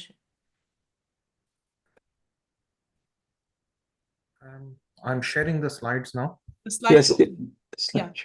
Yeah, we see the slide, but not in the slideshow yet. Yeah. Okay. Is it Yeah, we any see it better? now. Yeah. Thank you. So thank you so much, and thank you for giving me an opportunity to be here and present my work. And I'm going to talk about some of the first-hand experience which I witnessed when I was in Gaza, and have been continuously sharing with my colleagues there. And just a trigger warning, there are going to be some graphic images, and if you can't, and if you are sensitive, then please just warning you, and then you can turn your screen off temporarily. I would like to start. Basically, the whole discussion revolves around the international humanitarian law, and it is basically to ostrich the evils of the war. And it essentially is a code of conduct and how during the war, basically all the parties should basically act. And the beauty of this law is that it has gone in very length and detail, and has described exactly how to behave during the war. And it goes specifically even to certain scenarios, like even when you are near a hospital, and how to differentiate between a civilian, a combatant, and how you have to treat the civilians, and particularly the healthcare medical staff and hospitals and healthcare facilities. And this is something, it's not just came out of the air. This is something which has been evolved over the centuries, right from the Chinese and Roman dynasties. These things have started to evolve, and even then when the Islam came, and then due to the principles of justice and equality, it has added more to the humanitarian thinking principles. And then particularly during the last 100 to 200 years, it particularly came to its final shape, what it exists today. I would particularly highlight towards the colonial era. And during the colonial era, there were a lot of war crimes, and particularly, especially when they attacked the Libyan freedom fighters, and there were a lot of attacks, and during which this particularly discussion started, and particularly the attacks on the hospitals and how the healthcare workers got killed. And that basically led to a lot of work towards that, how the healthcare facilities should be protected during the war times. And then the Geneva Convention was born, and then the four ultimately Geneva Conventions over the period of next 100 years, it basically produced this great work, which exists in the form of international humanitarian law. All of us medics, we basically take Hippocratic Oath, and we practice based on that. And this has a very strong alignment with the international humanitarian law. So if you have taken the Hippocratic Oath, you essentially have a fundamental responsibility on your shoulders to be abided by those principles. And when we talk about that, we have to be medically adopt the medical neutrality. A lot of people do confuse, and they go into the silence mode. And I have to basically highlight that silence actually makes you go towards the favoring these atrocities. So if you want to be purely neutral, then you have to be basically acting in the impartial status. So particularly if you are in a position of influence, power, or anything, you have to basically stick to the laws, and you have to basically, without taking any sides, you have to state what is right and what is wrong is wrong. And I'm finally glad that after 2 years, finally this thing got published in Lancet, and there has been an emphasis, and all the healthcare global bodies, they have been particularly put to shame that they have to do something about it.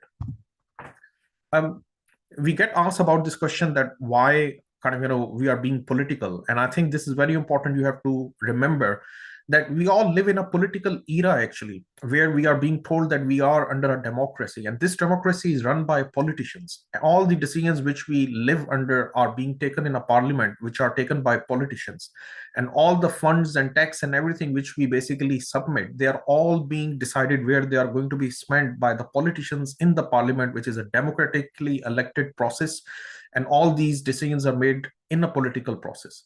So when you go and ask that why or where you are spending this funding, or why a policy is being made, then you are asking a question which is on the lines of accountability, and you are not getting political. So this is very important, that this is your basic civil and human right, yet you can go and ask these sort of fundamental questions. So don't be afraid. And I will particularly ask everybody to read the work of Martha Gellhorn, and it is a very interesting work to get some basic knowledge around this. My particular work, when I was in Gaza, I have seen was that there were 3 different patterns or streams of workload. One was the warfare injuries. And these warfare injuries were very kind of broad. They were from the gunshot to the bombs and to the burn injuries, and then there were complications. This is something which quite often get missed, because a lot of the because the healthcare system is constantly being emaciated and being constantly destroyed on day-to-day basis. So a lot of patients who get any treatment in one hospital, they get kicked out of there basically because the hospital gets destroyed and they have nowhere to go. And due to that, the complication rate is very high in Gaza right now due to lack of nutrition, lack of antibiotics, lack of medical equipment. So once you are inside the Gaza, so not only you are dealing with day-to-day fresh injuries which come as a result of the new gunshot wounds and bombs, but you come across the old patients with complications from all these old injuries a few weeks to months back. And then the routine patients. These routine patients are simple, like, for example, the diabetic feet, the renal patients, the hypertension patients, and they are sometimes standing there in queues because all the primary healthcare service has been completely destroyed. And when they go to A&E, then they sometimes do not even get the slot to even get to be seen by anyone, because the workload due to the gunshot and warfare injuries is so high that they can get easily missed. I would like to start one of the work which has been presented by our group is this, which has just published in BMJ, because so far there is no other paper which has highlighted the patterns of the injuries which are related due to this armed conflict inside Gaza right now. And this is very important to highlight. First of all, this work, the first author is a Palestinian author, and he's a humanitarian, and this is a Palestinian-led initiative. So what we found, and which is very interesting, that if you compare this Gaza conflict to the previous conflicts like in Yemen or in Syria, then in the particularly these warfare injuries are not classic like which you see in the civilian setup. They are very much like in a conflict like what you see to the armed forces people. So this makes you think about that, why the civilian population has been targeted in this way. And that's why the pattern of injuries which we saw, which are very common, do basically attack on the blood vessels around the spine and very specific areas where you feel like that, why you see such a different pattern of injuries. Then I would like to highlight that this is another publication which I did with my group, and this is another Palestinian-led initiative, and the first author is a Palestinian medical student from 4th year. And this is the only paper which shows that how the healthcare students have been affected so badly, because they have been easily missed in this whole bigger picture. And we did this cross-sectional survey basically all across the healthcare related students, which are medical students, nursing students, and other allied care health services basically. So we totally got about 135 questionnaires back.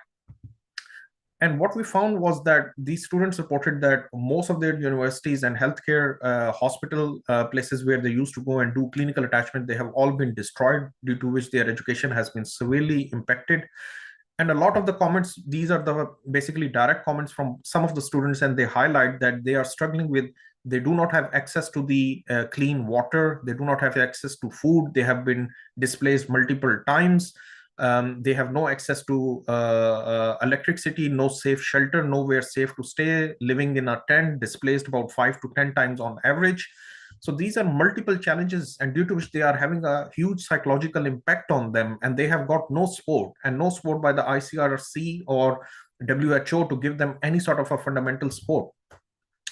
Due to which they are in a very difficult position, and their living conditions are really bad, and in those circumstances, they are being under the pressure to continue their very highly sophisticated education as well. And most of the education right now, what they are able to get is mainly online. And some of them who are near any remaining any healthcare facility, they try to go to there, and which puts a lot of pressure on them. So overall, this paper basically concluded that the whole healthcare educational facility has been almost destroyed in Gaza, and due to which it is putting a lot of pressure on these students.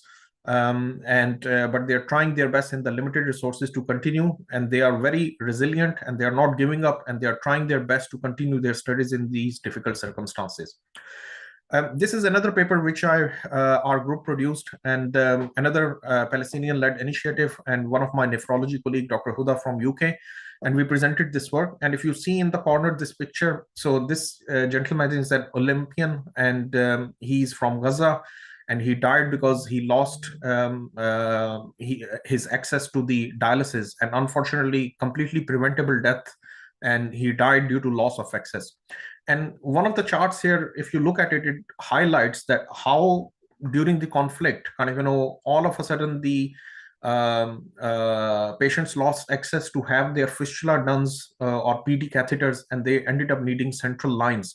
Usually these central lines are very limited, and we ensure that patients' dialysis are done by the arteriovenous fistula rather than the central lines, and how the basically the need for the central line increased so highly, and also the access to the dialysis reduced significantly.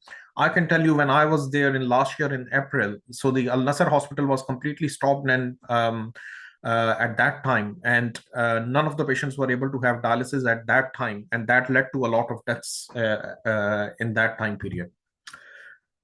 Then I'm going to talk about a little bit of my first-hand experience, particularly as a vascular surgeon, what I experienced, and just a bit of a warning, there will be few trigger images now. The most common pattern which I saw was injury to the basically blood vessels, and particularly the artery which runs behind the knee and in the thigh is one of the favorite target of the soldiers. The reason was that this is one of the quite big artery called superficial femoral artery, and when the bullet was hitting it, quite often the patients will bleed to death. And if they survive, kind of, they will come, and it will also cause significant damage to their knee joint and whole neurovascular bundle. And these patients will often end up with amputation, and it will cause huge cost to their morbidity overall in their outcomes. And most of the times we have to go and we have to repair these arteries and vessels. But due to the lack of the nutrition, wounds not healing, lack of antibiotics, a lot of these wounds were getting infected. These bullets, we found them in pretty much every part of the blood vessel. This is an 8-year-old child, and I removed this bullet from his groin. And the question I kept asking, why an 8-year-old child had a bullet in his groin? What had he done? Why this was done? And I had no answers for these things. This is a 12-year-old child. Another kind of, the spine was another favorite target to basically target these kids. And if they will, first of all, they would die due to the spinal injury. And if they will survive, they will have a huge morbidity, and they will become like a burden to the society because they will get paralyzed. Targeting the thumbs of the hands was another trophy for these soldiers, because this will have a huge morbidity. Because when the thumb is destroyed like that, these people will not be able to use their hand, and they will become like a burden to their society again, or they will end up with amputation of their arms. So a lot of bullets we retrieve. Then next is these bombs. The reason I particularly share is because this is something, in compared to the other conflicts where I studied, the sharpeners which were used in these bombs were of causing huge significant damage, which was very intense compared to. So a lot of the new warfare basically weapons were being used, and these sharpeners were so strong that they will completely destroy the lower limbs, or they will quite often decapitate the kids basically. These small sharpeners, sometimes even the size of a pinhead, but they will cause kind of significant damage. This child had formed an arteriovenous fistula behind the knee, which we have to repair. Another small size sharpener which went into this patient from the back, and it caused damage to his main blood vessel called aorta and formed a pseudoaneurysm. 32-year-old person, huge kind of insult to him. He had a major surgery, but then because of lack of the ICU facilities, antibiotics, post-op care, this young chap, 32-year-old, could not survive this. This was a quite common scene which we would see in the A&E or after the operation. Burns, very intense. Gentle reminder, Dr. Junaid, this is just a gentle reminder that you are having 1 minute remaining in your allocated time. Okay, I will talk about a lot of complications which we saw even injuries due to the air air drop. This one picture I want to particularly show to all of you. This one picture says a lot. This is a picture which shows lack of nutrition, lack of antibiotics, lack of care, lack of other this is a young 26-year-old chap who was involved in a bomb, and he had fracture of both the femurs. And because he was lying outside the hospital, there was no facility, and he was on lying on a floor, and he developed huge bed sores. He had no food to take. He was completely emaciated, no antibiotics to treat. And this is just one patient, and I've seen loads and loads of like that. So this is just to highlight that how a combination of lack of food, nutrition, antibiotics, and other things made a huge difference. I will cut my presentation short now because it seems like I don't have time, but I'm just wanted to show while going on the roads what the sort of devastation I saw was. Because Gaza is a very small area, and most of the buildings, if you know, in Gaza, they are multi-story apartments and large number of people living there. We have seen the documentation that more than nearly 100,000 TNT has been bombed onto the Gaza, which is much more compared to even the Hiroshima, where the atom bomb was thrown. Quite often we found a lot of unidentified bodies, and we were able to even weigh them and just hand over to the basically relatives to give them some peace of mind and heart so that they can go and bury, and they can just have some peace that they have buried their loved ones. But the reason I showed some of the pictures is that the official death count is 68,000, and in one of the Lancet publication it highlights that it may be up to 186,000. But my personal suspicion, and this is my own prediction, that this number is actually going to be much, much high, and maybe even up to 500,000. But this is my personal statement and my personal observation. So this is and I hope when the borders open and the international media and other people can go inside and actually see and do and count, and then we could have actual figures. I would just put it in this way, that this is a Hollywood icon school bus, which you see pretty much in every movie. And if you look at the number of children as per Ministry of Health, what they have, it means that 300 buses have been literally set on the bombs and destroyed. This is the how much number. Let that sink in. 300 buses full of children being completely destroyed with kids inside them. So this whole decimated healthcare system, along with other factors, they are just like a silent killer in that society, and they are killing in extensive numbers. These few slides I basically got from the Doctors from Genocide, and I just wanted to highlight that how pretty much every other day one of the healthcare facilities was being attacked in Gaza. And this is very much against the international humanitarian law. And this was a systematic destruction of the healthcare facilities, which is completely against and wrong and a war crime, due to which, as per OCHA, if you look as per their October a few days ago report, they say that only 14 hospitals are partially working. Partial means that even maybe 1 or 2 rooms may be working in that whole hospital basically. And they have already declared famine, and the nutrition status is really, really bad. I would recommend everyone to please daily update yourself with the OCHA to get the real numbers and stats on the. But some of the Ministry of Health and Healthcare Workers Watch, they also indicated some very important. Actually, right now, the main hospital inside Gaza is Al-Nasser Hospital, which is the only main hospital which is working, because the rest of the hospitals are only partially working. 1,700 healthcare workers have been killed and 115 still detained, which is very much against the international humanitarian law. So I will like to highlight here that what we talk about, that this international humanitarian law is a very, very important thing. And what we have seen in the last 2 years is a complete destruction of it. This is our movement. We need to stand for it and save it. If we will not stand for it to protect it right now, we can all be there next. So please do something about it.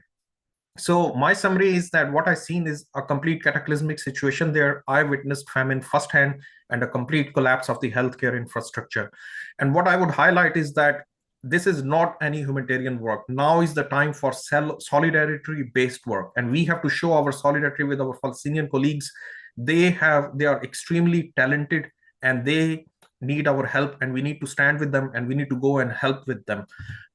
So my suggestions are, we need to absolutely make sure this ceasefire continues, and we need to open this emergency solidarity corridor, no humanitarian corridor. And we need to stand with them, and we need to support them, and we need to show our solidarity with them. And we need to put these institutes who basically stand for the upright of the international humanitarian law, including UN, WHO, and ICRC, what is happening. The ICRC needs to be in all the jails where all the medical healthcare workers are, and they need to fight for their rights. And they need to talk about that why so many healthcare workers got killed in the last 2 years. And we need to ask for this accountability. I won't go into detail for rest of the suggestions, but we all know that we have to work on many different targets. My key home message is I'm not giving anyone any particular suggestion, go do and do this or do that. But all of us speakers have given you a lot of points here. All of you are adults and professionals here. So you need to pick one thing and you need to go and start working on it. Do what you can to support, and Palestinian needs support right now. So we need to show our solidarity. Please do in any area, whether it is nutrition, international humanitarian laws, medical evacuations, starting with the providing aid, whatever you can do, please start working in the right direction. Thank you so much. Thank you. Sorry, I just overrun. My apologies, but thank you so much for giving me the opportunity. Thank you so much, Dr. Junaid. And actually, like, we are very interested to understand the situation on field, because you are in Gaza and you are a witness actually on the genocide and starvations that's going on in Gaza. Now we are moving to the questions and answers session, and I will start with the panelists here and the speakers. If anyone has any question to the speakers of the day. I think Dr. Muhammad Yusuf, you had a question for Alicia. Or Alicia, you want to start? We have a question for you as well. You're mute. Sorry. I actually have a question for Dr. Sultan. Are you willing to share those photos with us? I have in my introduction, Dr. Omar said that stated that I was I'm with another organization here in the state of Florida. It's Partners for Palestine, and a lot of what we're doing is going out into the community and informing people what's happening. Right. A lot of I've been in this space since 2014, and with this current genocide, this is when people are starting, the average person is learning what's happening. A lot of people thought that October 7th, 2023 was the beginning of something, but it's actually a reaction to something. The 17-year blockade on the Gaza Strip, the 57-year occupation in the West Bank, the Nakba, like, people were not aware of these things before.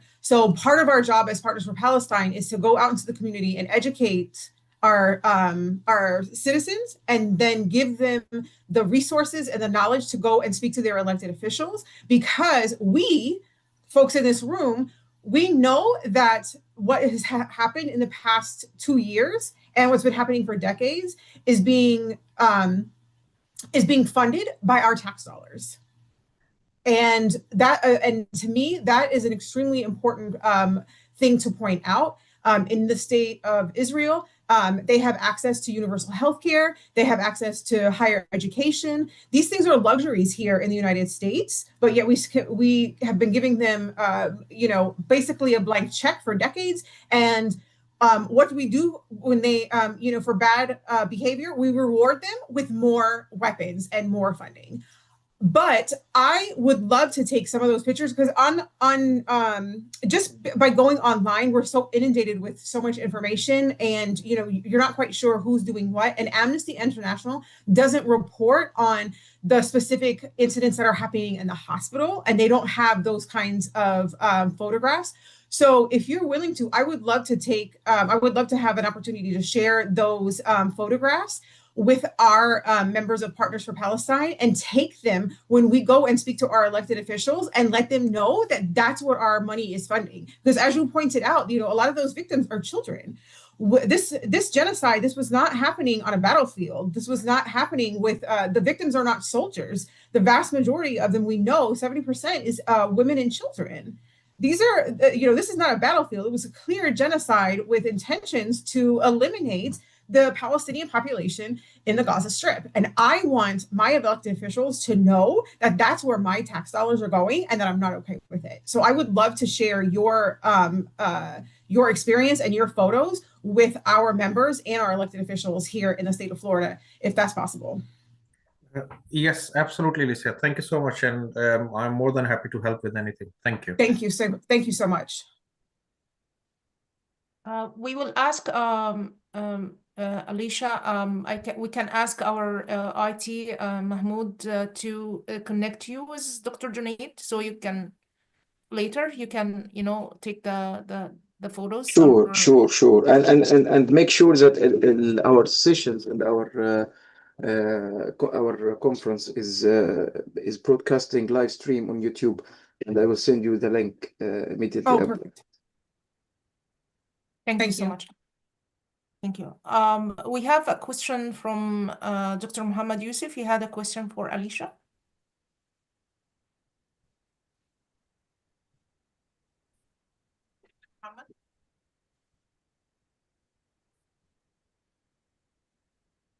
So the question that Dr. Muhammad asked, he asked you, Alicia, that please highlight that what the international law says about the expected attitude of the local medical authorities toward their government if they act measures to make famine.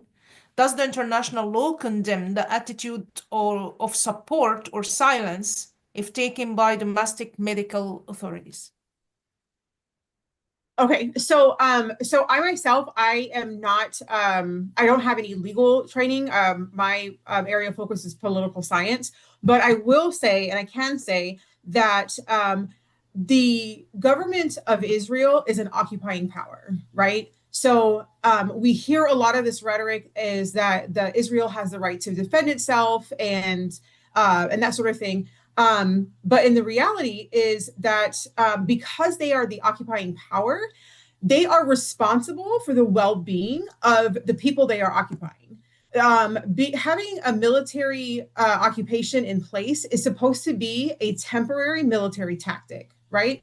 So this was put in place in 1967. So we're coming up on 60 years of military occupation. So the Israeli government is supposed to be responsible for the people that they are occupying. So that means that they need to make sure that they have access to food, they have access to clean and safe water, they have access to healthcare facilities and healthcare supplies.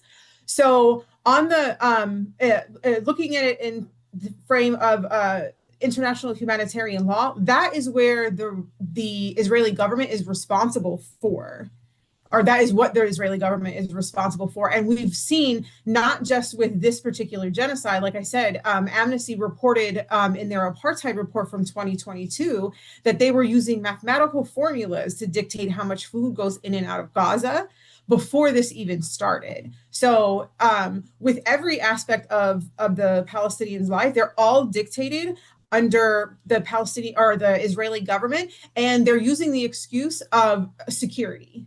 So they can, I can understand maybe, maybe movement or protest or something to this nature, but they have military orders put in place that say that you have to get permission on what you can grow in your personal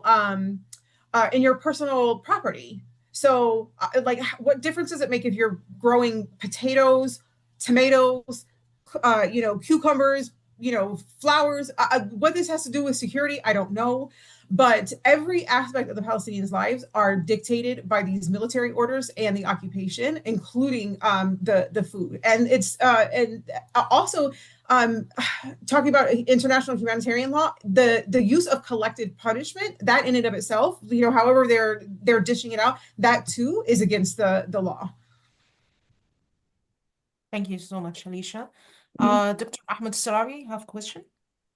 Yes, please. I have a question for Dr. Sultan. So, first of all, thank you so much for your presentation, Dr. Sultan. You mentioned something about the burden of amputees in Gaza Strip. And in medical terms, it is going far beyond just a medical problem. It is an epidemiological problem. It's not just a health problem in broad term. It is an epidemiological problem. My question to you, with this burden of amputee children with amputations, I know they are overwhelmed, the medical system in Gaza, but their input is very important.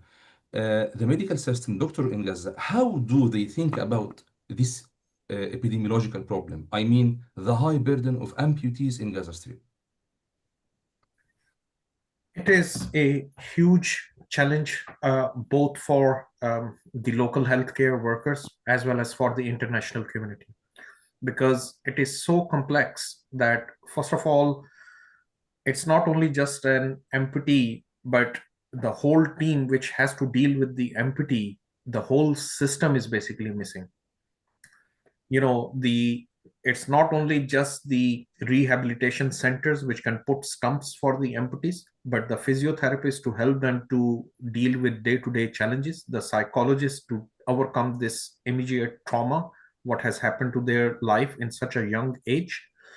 And for the amputees, when immediately they have the operations, and to have a successful and a good outcome, and the resources to be in place, which includes the good post-operative care in terms of antibiotics, wound care, nutrition, everything is missing.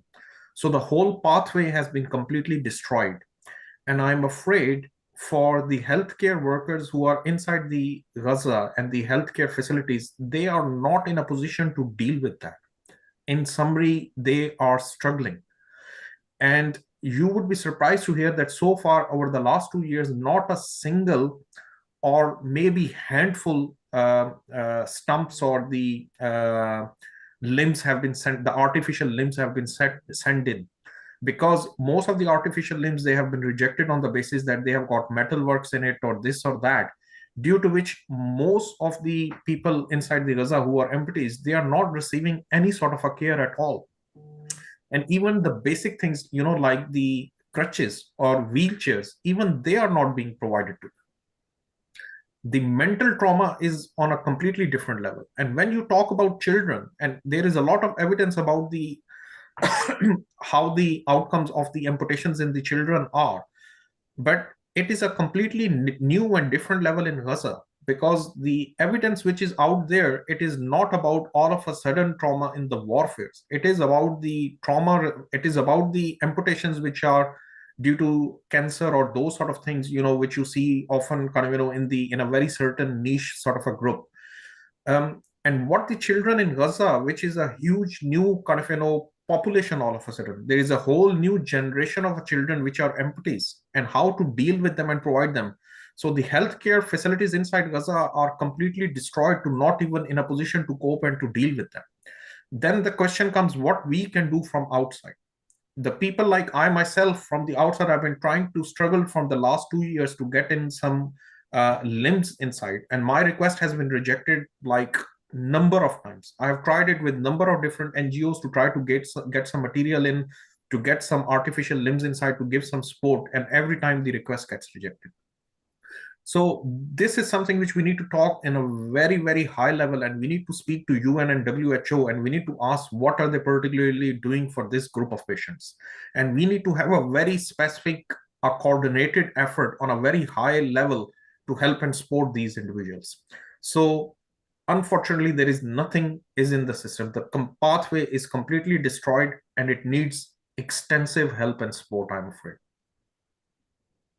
Can I connect your answer, Dr. Junaid, to Alicia again? How does Amnesty International could help Junaid, and like, is there any action that could help Junaid to introduce like medical supplies for children there, or? Unfortunately, that's not something that Amnesty International does. It's a grassroots human rights organization, but we don't have the capacity to collect and distribute medical supplies.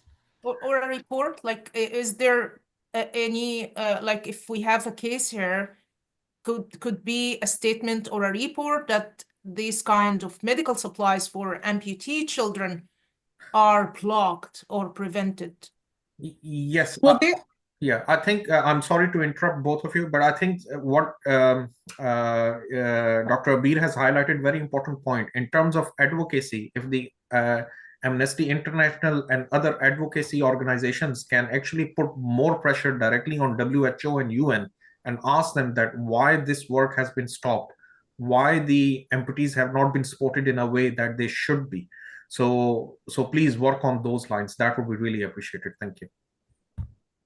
Yeah, one of the things that Amnesty International is doing is one of their campaigns when we're talking about sharing information with our members across the country and what the talking points are for their members of Congress is to reinstate the UNRWA aid that was going in before, because those are the professionals. Those were the folks that were there before this began.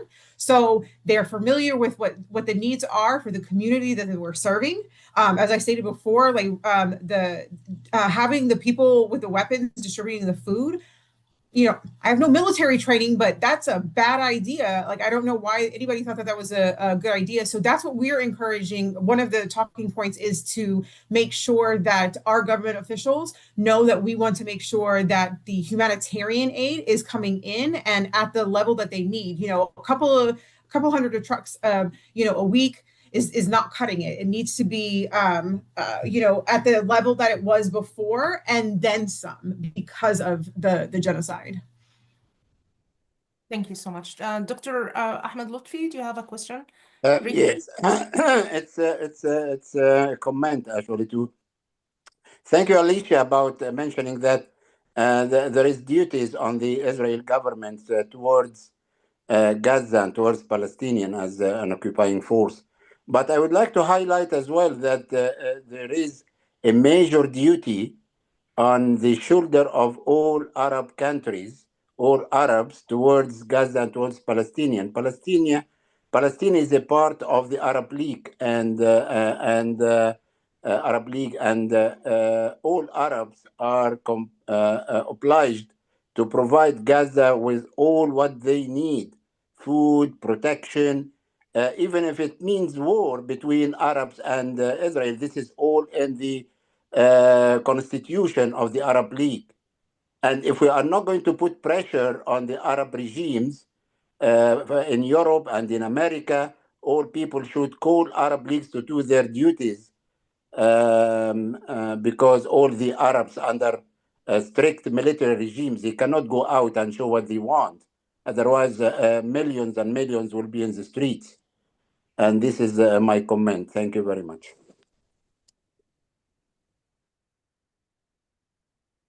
Thank you so much, Dr. Ahmed Lutfi. We have a question from a participant, and I'm not sure who, please, who is able to answer this question. There is a widespread sense of solidarity throughout the healthcare profession and desire to both support indirectly and directly to support those in Gaza. For those of us in the West, what's the best way to support our Gaza comrades in healthcare and the people there? As we have seen in Haiti in the past, many Western aid organizations claim to be helping, but ultimately strip agency from the people they are serving in the interest of the occupation. What initiative should we support? And I think the participant who asked the question is from healthcare worker. So so even Dr. Junaid, someone from the panelists can answer this question.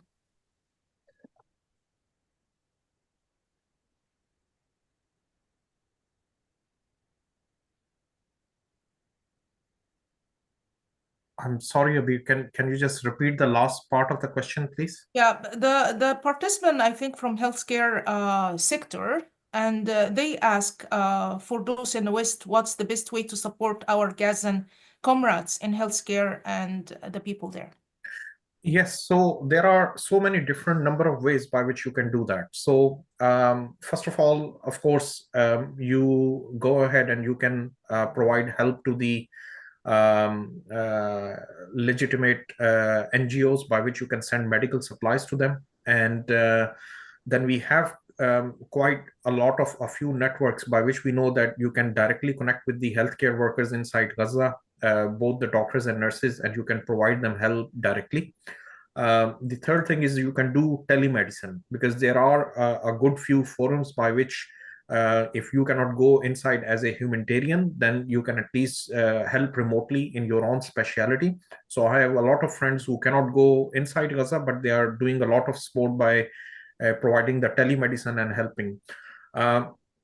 Then I think the advocacy is very, very important element. So try to speak to your within the healthcare, because like Alicia said, there are still a lot of people who actually do not even know the basics. So it is very important that you can continue to do advocacy and let the people around you know and make them aware of what the actual ground reality is, and you can try to help and support them. Then particularly in the medical healthcare sector, you can support particularly the medical students, and you can see if you can give them teachings, and you can help them in their day-to-day tasks, and also if within your medical community, if you can bring or provide any fellowships for the junior medical doctors, then you can give them an opportunity to come and work with you. So that is another very useful way by which you can support these junior doctors inside Gaza, so they can come and they can learn, and then they can go back and take the skill back to Gaza, because a lot of the specialists have been killed, and that will be another very important way to contribute. So the initiatives are countless by which you can help and do. So if you want to, you can connect with myself and many other humanitarians, and we are doing a lot of initiatives, and we will try our best to guide you and help you by which you can directly help these particularly the people in the medical sector inside Gaza. Thank you so much, Dr. Junaid. Dr. Muhammad, you have something before we? Yes, I know that we are short of time, but I will just give a rapid comment about your last question. I think Humanitarian Health Hub, we are offering integrated solutions in remote teleconsultation, remote training. We are even looking to change paradigm of healthcare in disaster condition. My comment and question to Alicia, thank you so much for your talk. Actually, I have put a question regarding, can we compare famine in Gaza with the so-called Holocaust? And in relation to this, can we start here in our session, in our conference, to make a call to establish a consortium for international activists, whether individuals or association, to announce for the No More Famine Consortium with what you call declared action in this status? Thank you so much. Thank you. So comparing the Holocaust to the genocide, I think that you absolutely can. Again, like I said, I'm not an attorney, but with the report that Amnesty put out, what they were looking to do is to identify if a genocide is and the Holocaust. What happened during World War II. We have given a name up to it. It's we refer to it as the Holocaust. But when you're looking at international humanitarian law, it fits the definition of a genocide, right? So what needs to be taking place in order to call something a genocide? So that's what Amnesty International was looking at. So there's 5 basic things that you can look for, and please understand, a lot of people don't want to get involved with this, and they say, oh, it's a very complicated issue. It really isn't. You do not have to be an expert in political science or international humanitarian law. You just need to be somebody that is compassionate and wants to make sure that the rest of that other communities are living quietly, peacefully, and with dignity. That's all we're asking, right? So when we're looking at the definition of a genocide, we're looking for 5 things. Is it killing? Is the killing targeting a specific group of people? Is it causing seriously bodily or mental harm to members of a particular group? Is it deliberately inflicting upon a group any type of life calculating changes as far as physical destruction in whole or part, imposing measures intended to prevent births within the group, or forcibly transferring children of the group to another group? So with the findings that Amnesty International came up with, is the first three were evident in Gaza in these past 2 years. Also, is there a level, is there intent? And we know, we've heard the rhetoric of government officials and the military, the things that are coming out of the Israeli government, whether it be a post online or an interview, they have made it very clear that their intent is to remove all of the Palestinians from the Gaza Strip. So that's how we're able to identify and categorize what has happened over the 2 years as a genocide. And it is exactly the same thing that was happening to the Jewish communities throughout Europe during World War II, because the goal was to eliminate a certain group of people by killing them or displacing them. And that's what was happening during World War II. We just have a different name for it. The sad part about this is that many of the people that were that faced that trauma during World War II and were placed in Palestine, a place that doesn't exist, that displacement comes from people that were already traumatized. So the descendants and some of the people that were that witnessed the Holocaust, they are now perpetuating that on another group of people. So that just adds just this other extra level of horror to the entire thing, because they were victims themselves and they saw what it did to their community. They saw they were targeted because of their faith and who they were, and now they're doing the same thing. And it's modern history. This is not something that happened hundreds of years ago, and it's like out of sight, out of mind. This is recent history. There are people that are still can tell you their experiences on what happened during the Nakba. And it's just like I said, it's just another level of trauma that has been put upon the Palestinians. But yes, you can definitely compare the two. Yeah, thank you so much. I'm just repeating that you think Amnesty and you, as an activist, like the idea of establishing a consortium for no more famines, because actually this conference is in a sense it's a medical. It's caring for nutritional impact of famine on the health of public. Kids, ladies, and so. Really, it's one of the recommendations we want to announce after finishing this conference, to establish a consortium about no more famine with what we call declaration and consensus about some actions. What do you think about this idea? I mean, I can't speak for the organization as a whole, and also the Amnesty's headquarters. So I work within the Amnesty section here in the United States. The headquarters are in the IS, at the International Secretariat, which is in London. So that's where we get our information from. So to label something specifically as famine and then move from that, it would have to come from the IS, out of the London office, based on research that they have found. But as I said, we were able to document that there was food insecurities that were happening in the 2022 apartheid report. So that was before October 7th, 2023. And since then, in the genocide report, they documented that if things continue to move in the direction that they are, then not only will it be an issue of food insecurity, but there will be, it's setting it up for famine to take place. So, but to say that there's going to be a whole campaign around that, I wouldn't be able to speak on that. No, sorry, I'm not saying campaign. I'm Okay. saying a consortium for individuals and associations. Okay, now let us forget Amnesty for a while. What about you yourself as an activist? you like to join such a consensus? Just a simple question.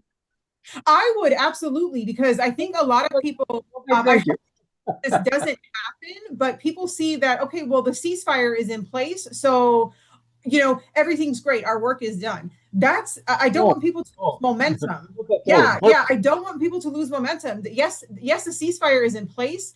But we all know that there were terrible conditions before this happened, and we need to now move forward on rebuilding. Like, the United States government said, oh, well, we'll come in and we'll clean up and we're going to have this and that, and we'll find a safe place for the Palestinians to go. The Palestinians don't want to go anywhere. That's their home, and we know that approximately 70% of the people that were living in the Gaza Strip are either they themselves were a part of the Nakba, or it was the descendants of people that were displaced in 1948. So they know, temporary movement means you don't get to come back. So yeah, we still have a lot of work to do. Just because the ceasefire is in place, it doesn't mean that we stop working.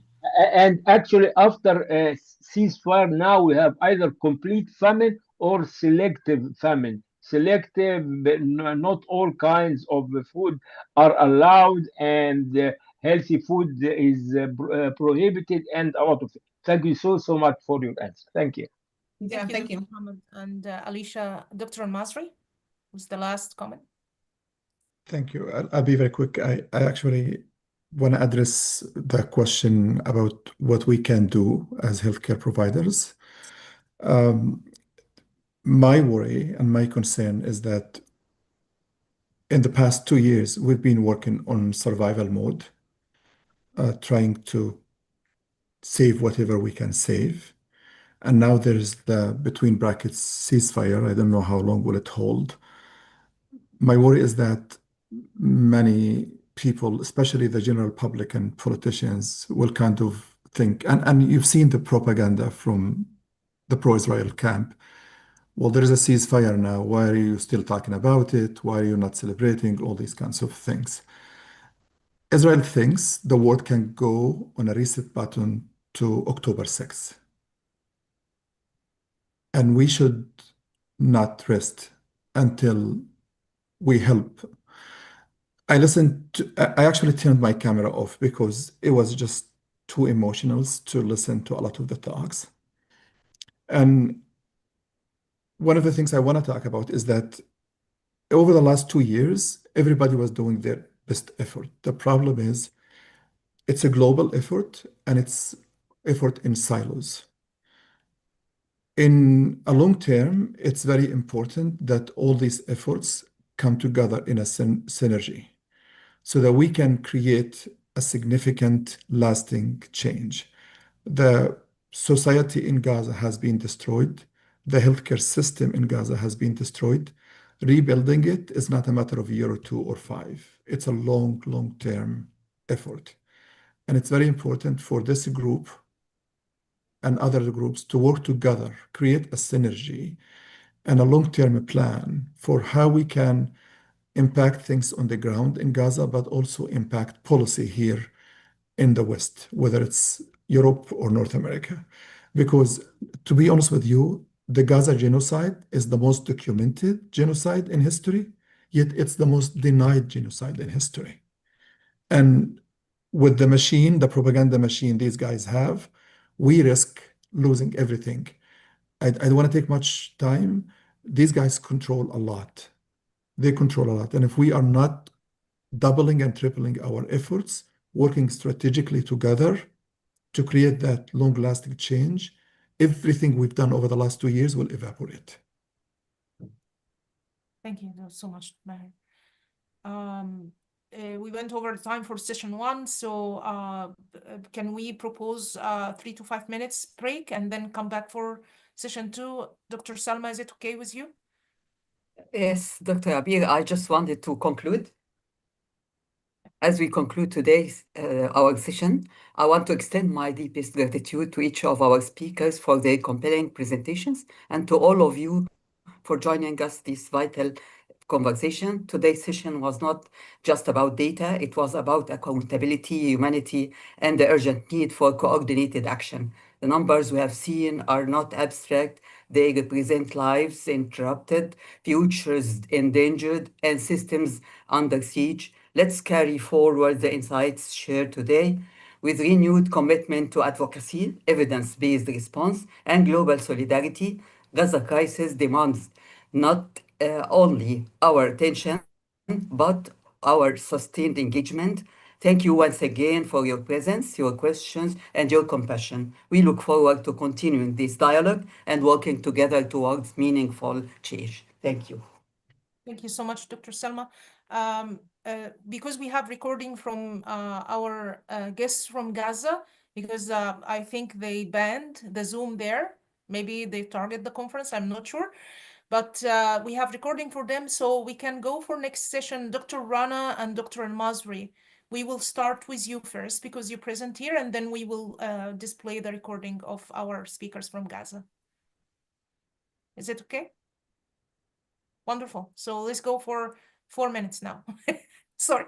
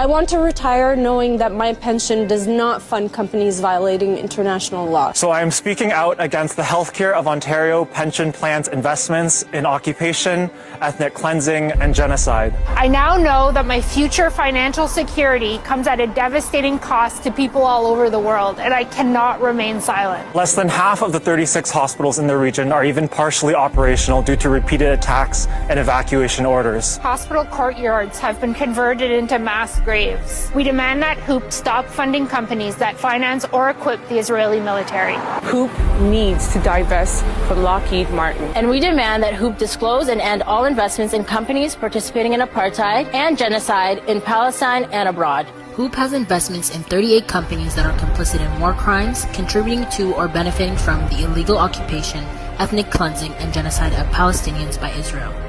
According to HOOP's latest filings, the pension currently has over $7.37 billion of our Canadian dollars invested in companies like General Electric, General Motors, Lockheed Martin, and RTX, all of which are major weapons manufacturers and defense contractors.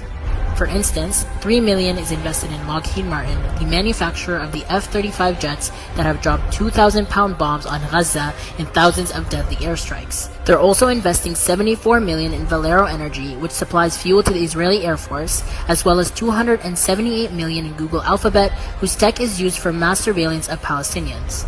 Not to mention $103 million in Palantir, a company that openly supports the Israeli government and profits from military technologies. HOOP says they integrate environmental and social factors into their investment decisions. They've even signed a tobacco-free finance pledge, choosing not to invest in tobacco because of its harms to human health. If that's the standard, then we believe weapons manufacturers and companies mentioned above should be treated the same way. Their impact on human life and well-being is just as serious, if not more.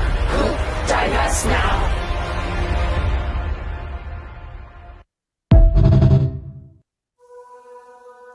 يا طالعين عين للجبل يا مول لموقدين النار بال لليمن يمن عين للهنا يا روح ما بدي منك للخلعة ولا لا بدي جنار بال لليمن يمن عين للهنا يا روح إلا غزال بين للي ذي جوال لليكم محبوس بين لليمن يمن عين للهنا يا روح ما بدي منك للخلعة ولا لا بدي ملبوس بين لليمن يمن عين للهنا يا روح الحليم اللي كان رح يفتح باب الدكان بكرة منرجع زي زمانه سيروا تيجوا عنا شعبنا الجبار ما نسيوا مفتاح الدار كبروا أطفال الحجارة معهم ريحة الحارة مشتاقة أرجع عند ترابك يا أقصانا أوصل بابك ونتلاقى نحضن أهلنا نطمن أطفالنا في باب السلام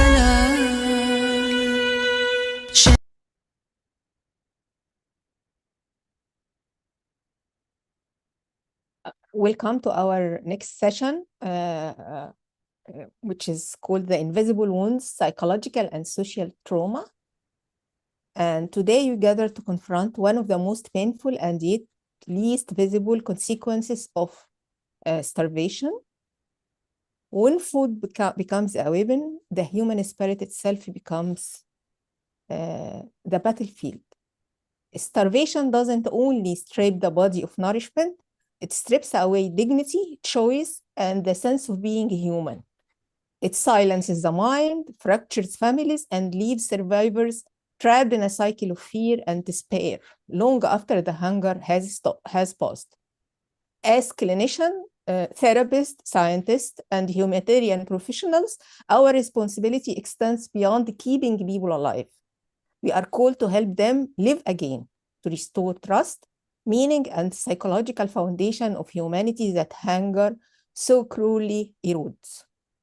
In this session, we will explore not only the mental health crisis emerging from zones of mass starvation, including the reality in Gaza, but also the ethical responsibilities of our institutions, our professions, and our shared humanity in promoting psychological recovery. Let this session be a moment of collective reflection and a call to reimagine humanitarian response, not just as a duty to feed the hungry, but to heal the traumatized, to dignify the silenced, and to hold the world accountable. I will Asma Gamal, Dr. Asma Gamal, GB at Alexandria Main Hospital, is the moderator of this session, and she will introduce our first speaker. And I will remind each speaker of the time. The allocated time of each speaker is 15 minutes, and I will send a reminder 5 minutes before the end of the session. Thank you.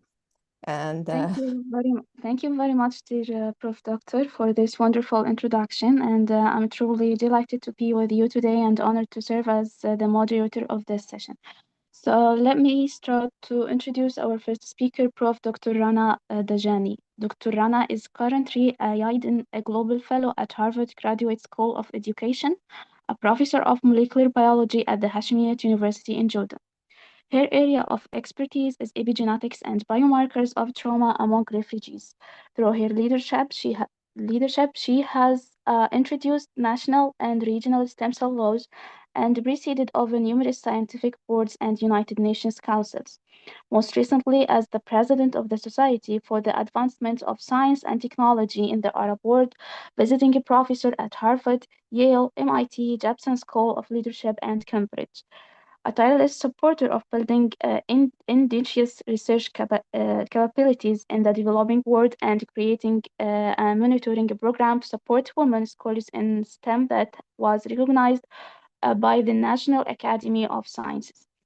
So, Dr. Rana, now you can open your mic and start your talk. Assalamu alaikum wa rahmatullahi wa barakatuh. Bismillah ar-Rahman ar-Rahim. Thank you very much for inviting me to be part of this very important conference today. I will begin my talk by sharing my screen. There we go. Yes. Okay, so the title of my talk is Seeing What Everybody Sees but Thinking What No One Has Thought. Doing Better Science with My Grandmother's Wisdom. I will begin by, of course, this is what everybody's been speaking about worldwide, globally, regionally, individually, and within families and on the street. And I just want to remind people that the genocide, in addition to killing everybody, it's about destroying the fabric of society and targeting the three main important pillars of society, which is journalism and truth, health and health institutions, and education and learning. And in this context, I acknowledge, we acknowledge the press and the journalists, and we acknowledge the health professionals, but also I want to take a moment to acknowledge the academics who have been slaughtered with their wives and children as well, because they are not always mentioned, yet they are one of the pillars of building the society, especially in Gaza, which has the highest literacy rates and highest PhD holders and graduate holders. I'm going to share a few stories because I believe storytelling is a powerful way to understand things, and that's how we evolved as a species, and that's why all the holy books have stories in them. And I will quote this whenever you see a magnifying glass. I'm using this quote, which says a scientist or even a human being is somebody who sees what everybody sees but thinks what no one has thought. So first, looking at trauma. And in this context, we're talking of trauma of violence, trauma of displacement, trauma of intentional starvation. I don't even want to call it a famine. This is intentional starvation, because when you say a famine, it has other meanings. But the question of trauma, usually when it's studied in the West, it's always looked as one event and then what happens after. While we know in Palestine, where I'm from Jerusalem, this is our neighborhood in Jerusalem and our family in 1942, we have been living a Nakba since 1948, and therefore we don't have a one event trauma. We have a continuous trauma that is being repeated day in and day out, and intensified, as we know, in what's happening in Gaza today. Yet we see that the Palestinian people survive and thrive and flourish. And what we call in Arabic sumud, we have something called sumud. But nobody understands the sumud from the Western perspective and the Western canon. Because they're afraid to touch it, because to us it relates to having a purpose, having a bigger goal. It is related to religion and faith. And meaning making. But religion is never mentioned, is never looked at as a path towards how we can preserve our dignity and have agency to move forward. And therefore, this is a shout out that we need to be bold and have the courage to explore what is the role of faith and religion, especially in the face of genocide, and now going forward after the supposed ceasefire is in place, and what we can learn from it, and how much and where, and do research to understand it, and not to shy away when people talk about it as terrorism because they're afraid of religion. Now, in early childhood is one of the most important stages of early childhood development. And we know that early life adversity is a global health crisis in general, I'm saying, and in particular in the context that we're talking about.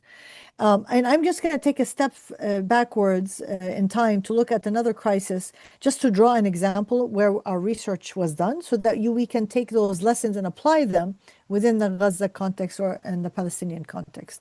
So the Syrian crisis that happened in 2011 resulted in a lot of violence and displacement of Syrian refugees into Jordan.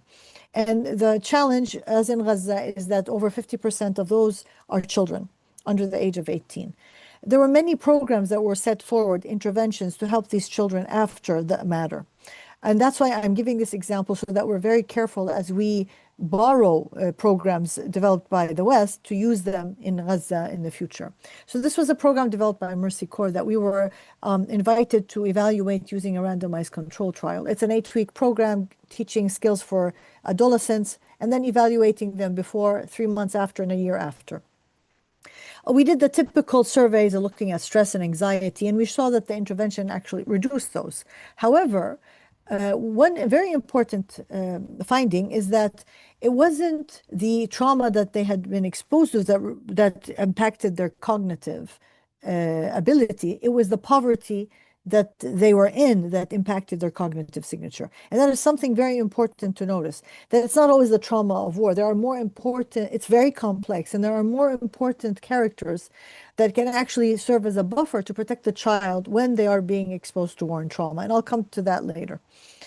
But one thing that program, that one developed by Mercy Corps, claimed, but was that it built resilience. However, when we developed a tool to measure resilience, we found out that the program did not improve resilience. And the reason was because the program was developed by a Western mindset, Western scientists somewhere in the West. And it focused on boosting resilience by addressing the individual and not looking at the context of family and community, which is part of our culture. And again, back to Gaza, how are people surviving? It's because of community. It's because people take care of each other. It's because there are extended families. And this was absent from that intervention. But we wanted to go further and understand, how does the body respond to trauma, not just in terms of behavior, but in terms of physiology. And DNA. Because we know that early life adversity results in developmental health outcomes that can be deregulated because of the adversity. So we looked at cortisol as a stress biomarker, and we could take it from the hair, which is not invasive and doesn't need specific temperatures to store and transport. And we were able to show that intervention indeed reduced cortisol. However, we have no biomarkers for looking at how people cope in a positive way, meaning biomarkers for resilience. Again, all the Western science is about negative, looking at the negative, and nobody shines a light on the other part of the room, which is the positive. How do we survive? How do we thrive? And I'll talk about that in a minute. But we wanted to look at the genetics, the DNA. And we know that our phenotype in the world is a combination of two things: our genetics, what we inherit from our parents, and the environment that we live in. And it's the impact of the environment on our DNA is what we call epigenetics. And what it does, it doesn't change the DNA, it just turns on or off genes. So again, early life adversity can result in epigenetic modifications that may have implications on health outcomes and therefore experiences in the future. And these changes on the DNA, one example is DNA methylation, and it acts as a dimmer. So it can increase the expression of a gene or decrease it. Now, this has been connected to aging. So we have a biological clock, and this biological clock changes with time. And therefore, we can actually compare the biological clock with the epigenetic clock and see if a particular experience accelerates or deaccelerates your epigenetic aging. So we wanted to test using an epigenetic aging clock in people who have been exposed to trauma, violence, and war, what are the factors that accelerate the clock? So are there intrinsic factors they inherit? What are the physical, social, environmental factors? And can there be interventions that can reverse those changes? And we hypothesized that the intervention that we were studying would have an impact on the epigenetics of these adolescents. And that it may result, if the trauma accelerated their aging, that the intervention would deaccelerate the aging. We did a randomized control trial, took 3 points, one before the intervention, 3 months after, and a year after. And this is confidential, this data is still not published. We were able to show that indeed the clock was accelerated at baseline. Because of the intervention, there was a dampening of the acceleration, so it stopped accelerating. However, unfortunately, a year after, the clock accelerated again. So therefore, the impact of this intervention was not sustainable. And this led us to think that because this intervention is so Western, that it may not work because it does not address the fundamental culture, context, and local ecosystem from which the subjects are coming from. So we thought of looking at another intervention, which is a more local one, which I had developed. It's called We Love Reading. And it's about adults reading aloud to children in their native language from their local context in a face-to-face physical, creating an environment that is safe. And we had already shown in this intervention that it, as well as boosting literacy and love of learning and reading, which is important in the context of war like Gaza, where there's no school, so this becomes a placeholder for education. But we also showed that it improved mental health, reduced stress, and improved emotional perception. So we designed a randomized control trial, and we took samples to see if the epigenetic clock aging clock was accelerated in these children, and whether the We Love Reading program could deaccelerate them, and that change would be sustainable. And these results are forthcoming. However, I want to end now in the last part of my talk. In epigenetics, we always ask the 3 questions. We talked about the first 2, and now I'm going to talk about the third one, is whether the changes that whether the epigenetic changes that happen on the DNA of a person who was exposed to trauma, whether those get transferred to future generations. The genome does not change, however, your epigenome changes with your life. And usually it gets erased every generation. But what we found is that 1% can escape that erasure and get transferred to the next generation. We know this has been proven in mice and worms, but nobody has been able to prove it in humans. So for the first time, we were able to look intergenerationally, tracking 3 generations of women who had been exposed to trauma. We took the Syrian example as well, where there was women who were pregnant in 1982, and we took their daughters and their granddaughters in a very elegant experiment, comparing them to 2 other cohorts where there was no violence at all or only violence on the daughter. And we were able to show, this took us 10 years to gather these samples and gain the trust of the community, but because we are from the community, we could. And we were able to show for the first time that there were 14 sites that had an epigenetic signature of trauma in the grandchildren of the women who were pregnant and exposed to violent trauma in the massacre of 1982. For those who were direct exposure, we found 21 sites. And we found for the women who were pregnant, their fetuses had accelerated epigenetic aging. And we interpreted that the fetus itself, because the cells are actively dividing, they are very sensitive to the environment that they are living in. Now, the implications of these findings are profound. First, the implications of the pregnant woman's fetus having accelerated aging has profound impacts on future health outcomes of these children. And we know how many women were pregnant during the genocide in Gaza, and therefore the impact on these unborn or newly born children is going to be profound, and hence will need special care. Now, for the 14, this was that result. This was published in Nature and had a lot of publicity. We now are doing the same set of experiments in Palestine, looking at 4 generations and looking at one trauma of 1948 and then a continuous trauma of people living in Palestine. Now, what we propose for future studies is the challenge we face is that the 14 sites we discovered and the 21 sites were not identified in any known biological pathway, so we don't know their function. Now, what does that mean? That we need to keep on checking databases to find out their functions. But interestingly, they were not related to any negative pathways like cardiovascular disease, metabolic syndrome, diabetes, mental health, or cancer, or immunology. And that points made us think of and we weren't able to correlate it to behavior or mental health outcomes in the samples that we had taken.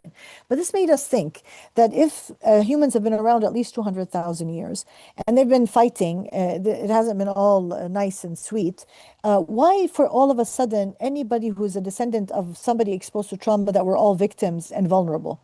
And if we look at other animals like the octopus, who is very similar to humans, not just in terms of being very intelligent, but in terms of being a social creature, very social, just like humans. And that's why, by the way, we survive.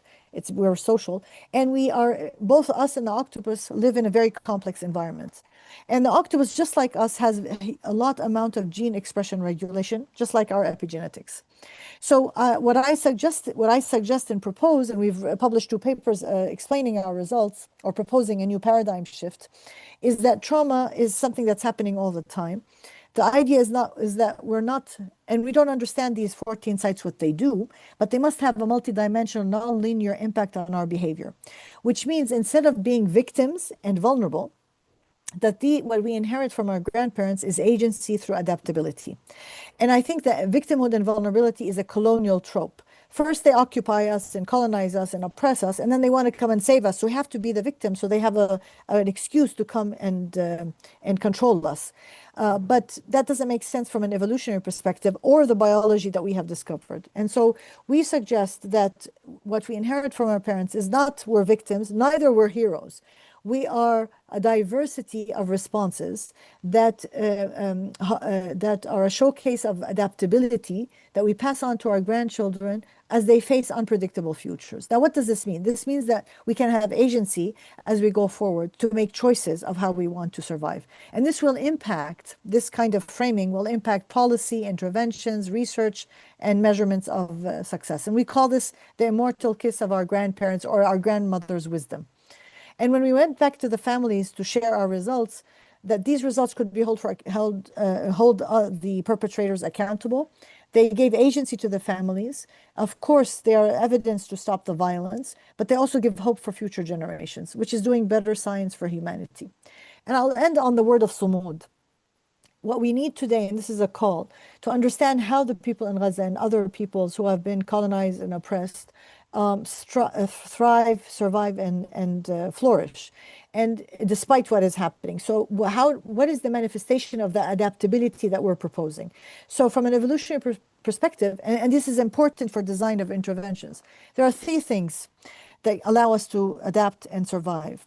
One is meaning making. And to me, meaning making is religion, but scientifically they neutralize it, sterilize it, and call it meaning making. Religion and faith, that you're part of something bigger, that although you may not control what you have, that there's a reason for why you are here. And this allows you to move forward and to have agency. The second component or trait of sumud is community. When we survived as a species because we are social creatures. We need each other, families. And there's a lot of research showing that the children who have a safe family, who have loving family, can survive war and violence. What more impacts them if there's neglect or abuse from the family. So it is complicated and it is complex, the environment that the child is growing up in, and we need to be careful of all these complexities. And third, agency. When people take control and start designing their own solutions to survive, that gives them a sense of agency, a sense of purpose that helps them cope with the violence and the trauma that they're experiencing. And therefore, we need to trust the people of Gaza.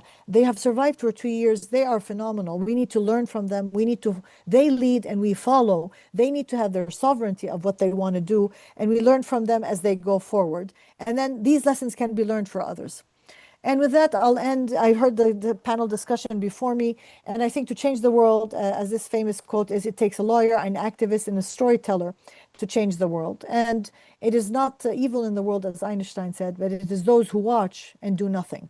So we need to speak up, and we never give up. And boycott, divestment, sanction is the only way that we can make Israel, the Zionist entity, to be a pariah all over the world. And I invite academics here to be part of the Academic Action Network for Palestine that works on raising awareness to what does it mean to liberate Palestine and how we can help education and academics within Gaza, inshallah.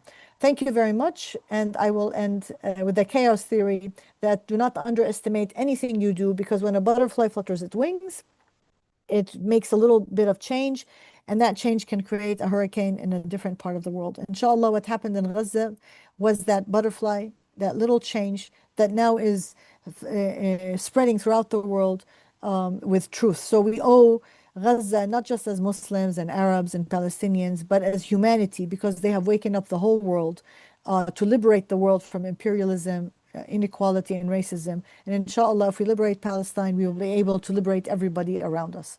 Assalamu alaikum wa rahmatullah.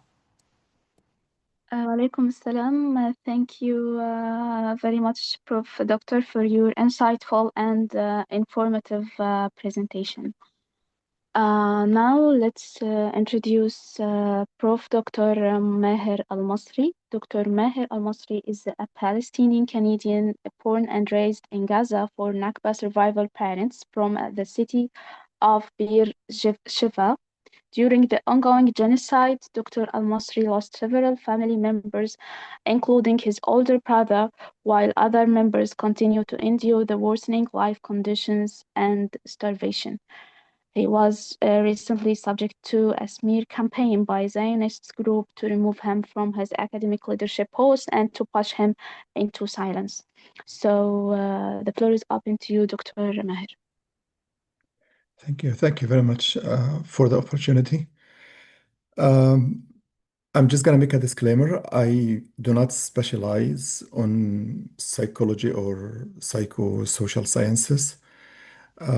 This presentation is based on personal experience, so hopefully we can get a sense of the impact the genocide is having on those affected by it, whether it's the people in Gaza themselves or their families who are living abroad, feeling helpless most of the time. I usually do scientific presentations. I chose not to do that, so I don't have slides. I'm just gonna speak to you about what has it been like to witness one's loved birthplace, friends, family endure the genocide. And to put that in context, I want to make a little bit of background about how I relate to Gaza and what you hear in the news and what I actually experience. So I was born in Gaza, raised in Gaza spent there pretty much most of my young life until the age of 26 years, until I, at one point, went to England for training, and then left at the age of 26, 27. My family is all in Gaza. I have 4 siblings, actually 5 siblings, 4 brothers and 1 sister. They're all married. Their children are married as well. Many of them are. So you can, as you can see, I have an extended family. The brothers live in one building and that's what Gaza does. The family builds a whole 4 or 5 story building whereby every sibling takes a floor. I did my education in Gaza, so my elementary school, middle school, high school. I watched them and listened to the news about them being destroyed over the genocide. The hospital in which I received my nursing training, the Baptist Ahli Hospital, was bombed twice. And having worked there and having trained there, I know every stone in that hospital. So when you hear and you see that the videos and the images coming in the news, it hits you personally. I actually worked as a clinical instructor at the Islamic University of Gaza. So seeing the university destroyed right in front of my eyes and learning about my colleagues who were killed one after another from the nursing faculty was also very personally uh, uh, taxing. But also the streets, the neighborhood, the neighbors that I grew up with, the friends I played with. You all heard about the church that was bombed. That church was in my old neighborhood when I was a kid. That's where I used to play after school every single day. So everything that we watch in the news, for me, it wasn't news. It's my life being destroyed.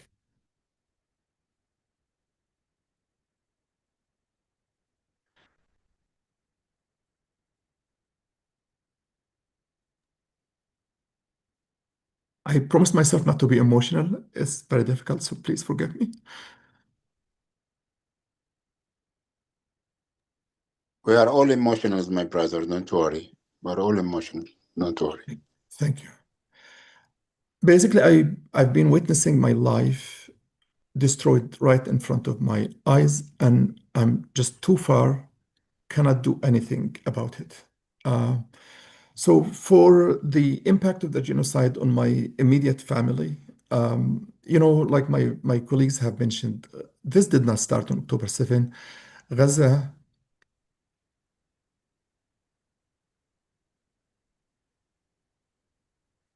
Gaza has been under siege since 2006, 2007. And that meant that my family couldn't have a source of living because all their source of livings have been shut off on them. And it meant that I have to be their sustenance. I have to support them with whatever I could. With the genocide, that has changed. It's not my immediate family now, it's my immediate family, my extended family, and sometimes even my neighbors and friends. So you wake every morning wanting to make sure they're alive. You rush to the TV, you rush to your phone to see if there are any messages. You start calling them. Initially, their calls were easy. You could make them. But then as the time progressed, it became more and more difficult, and it would take you several trials until you succeed. And if you succeed, you try to make sure that everyone else is okay. For the first year and a half of the genocide, my family lives in the eastern side of Gaza City. So that's a zone that was very quickly pushed to evacuate. So they dispersed, living with friends and neighbors in Gaza City. They refused to go to the south. If you remember, there was a push to send people to the south. They refused to go to the south, thanks to my oldest brother, who Israel killed in January of 2024. He knew exactly what the plan was, and he made sure that nobody actually goes in the south. They stayed in Gaza, which meant they actually suffered the branch of the starvation campaign, because as a punishment to those people, Israel stopped, allowing aid to go to Gaza City for a long time. But at least they had a shelter. They survived. My colleague, my sister before me, spoke about Samud, and Samud is a concept that you have to live it to really understand what it means. Your existence is a resistance, and that's exactly what was happening. So they persevered until the last several months, where the push against Gaza became extremely severe. Starvation became significant. Um, and the shelters in which they were actually taking place started to be bombed. So one house after another started to be lost, and now they have no place to shelter. They went to Western Gaza to be in tents for a short while, but you know that also became a challenge for them. So most of them decided to go to the middle area of Gaza for a shelter over the last several weeks. I heard yesterday talking to them that some of them have actually made the trip back to Gaza, but I still have one brother and one sister who's still in the middle area because there's no place to go back to Gaza, to be honest with you. So this was one aspect, and like displacement, starvation.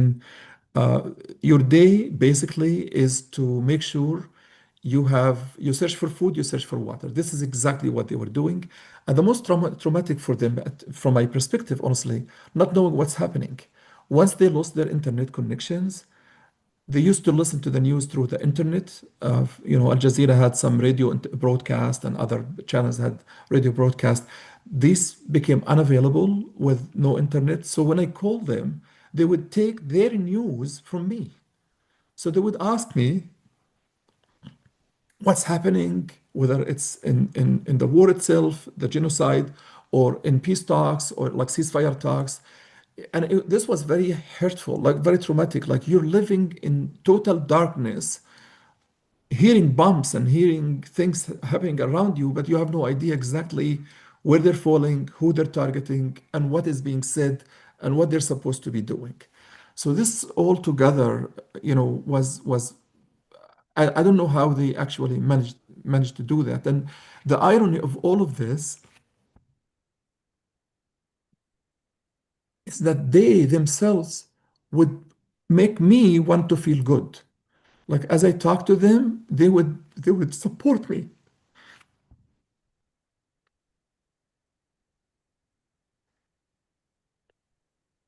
And that's very difficult to comprehend. During the course of the genocide, um, initially they would look after one another. They would support one another. They support the neighbors. Like I used to send a little bit of financial support for them, but also for friends of the family and neighbors of the family that I know were in such bad shape, because at least I could look after my family. Those guys who I grew up with have nobody to look after them. So there was that sense of coherence, that sense of community. It lasted for a long time until recently. In the last few weeks, I noticed everybody was for themselves because they were on us like on the run all the time. So even my family themselves, they have been dispersed, like the brothers and the sister. Each one was in a very different geographical area, and they had very difficult time connecting with one another.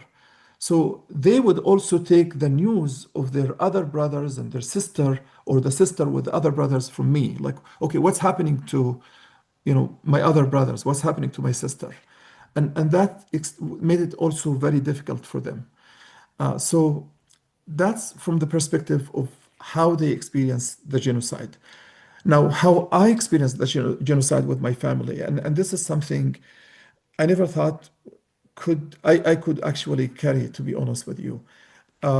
For the last 2 years, a person who has a family in Gaza, actually a human being, not just a person with a family in Gaza, everyone around the screen, but also the global movement that express solidarity with Palestine.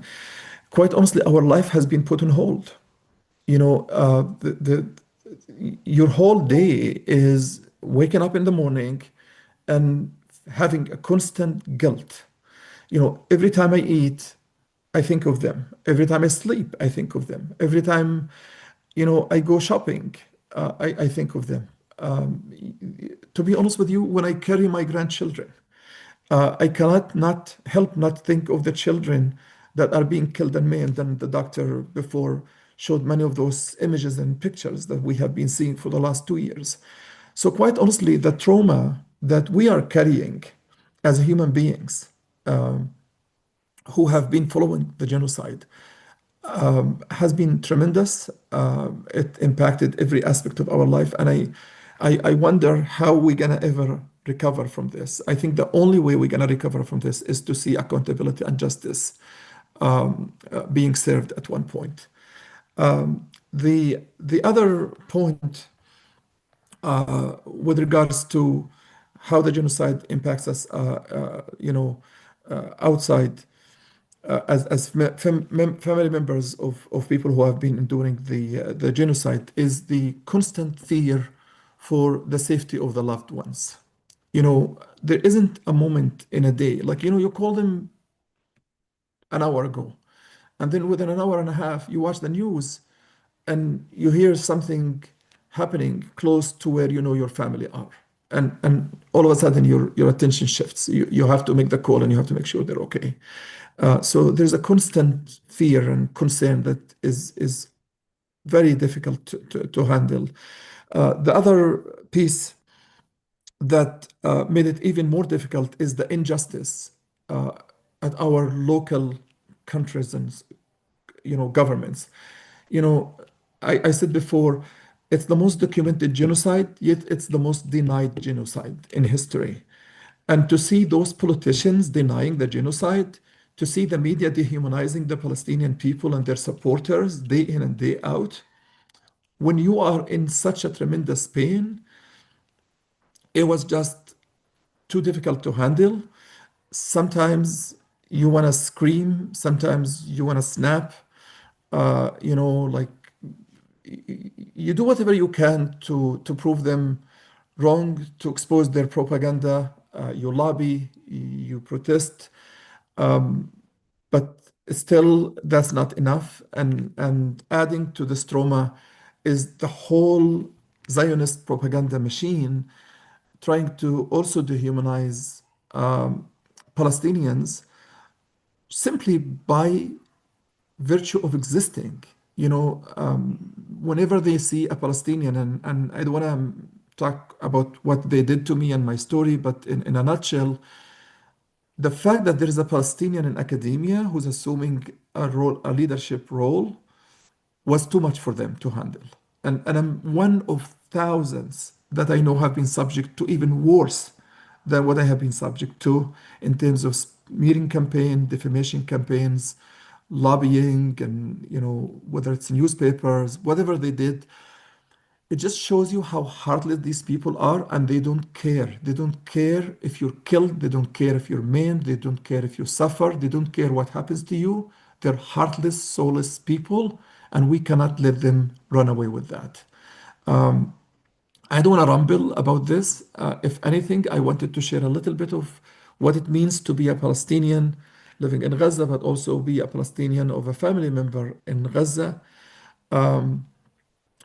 My appeal to you is because I know this is very dear to your heart. This affects you exactly like it affects me, and even more. We should not be fooled by the so-called ceasefire.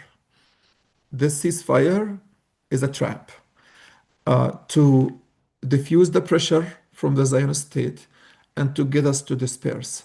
The work ahead is tremendous. It will take years to bring justice to Palestine, but here's the glad tiding. The tide is turning. The Zionists have been exposed, the dam has broke, and I promise you, with the continuous push that we make, we will see justice and liberation for Palestine in our lifetime. Thank you very much. Thank you very much, Dr. Maher, for your powerful and deeply moving talk. We sincerely appreciate your courage in sharing such a personal experience. Amidst the tragedy of genocide, your strength and words have deeply touched us all. So now allow me again to introduce and welcome Prof. Dr. Sahar Talat. Dr. Sahar is the chair of this wonderful session, and she is a psychotherapist and medical doctor specializing in biomedical psychotherapy and trauma-informed care. With over 35 years of clinical experience, she integrates body-oriented and psychodynamic approaches to address the deep psychosomatic impacts of trauma, displacement, and collective suffering. As the founder of Sir As-Sakina, she has led pioneering work bridging mind-body psychotherapy with a humanitarian and cross-cultural context. Dr. Sahar currently focus explores the psychological dimensions of famine, moral injury, and collective trauma of starvation as a weapon of war, advocating for integrative model of healing that restore dignity and connection. Okay, thank you, Asma. And I will try to be short as much as I can. But I felt this is a responsibility to say what I want to say, because this I carry this message from medical students from Gaza. My talk today is about when hunger destroys the human core. And this is a case study, not so academic case study from medical students in Gaza who was trained with us on first aid, psychological first aid volunteering. Sorry, doctor, for interruption. Can you make it a full screen, please? Oh, yeah, okay. Thank you. Starvation is not simply a hunger. It is a process of dehumanization, disabling the mind, silencing emotions, and reducing existence to the bare act of survival. Today in Gaza, this transformation unfolds in real time, where hunger has become a weapon of war, a methodological assault not only on life, but on dignity, coherence, and collective memory. I know there is some mood, and this what makes these students during the bombardment, starvation, and destruction, they try to help others and try ask to be trained as a volunteers to give psychological support for their community. I know that, but when we started to meet with them, we found they told us things that meant that they are going through something very difficult. And I will share some of what they share with us, a few of that. This is their voices. They said, with hunger, we completely lost our ability to concentrate. We couldn't study anymore, and so we drowned in a guilt feeling. Our energy consumed entirely by the struggle to meet the most basic needs of survival. We walked for hours just to find a little amount of water, a bit of food, not enough to fill our stomach or sustain our bodies. We came back exhausted, trying to resist and focus on our studies, but our minds were gone and we couldn't think anymore. And so we drown again in the guilt feeling. We are not doing what we should do for our community. At first, we become disconnected from our feelings and the emotions, then from our bodies, and finally, our minds shuts down completely.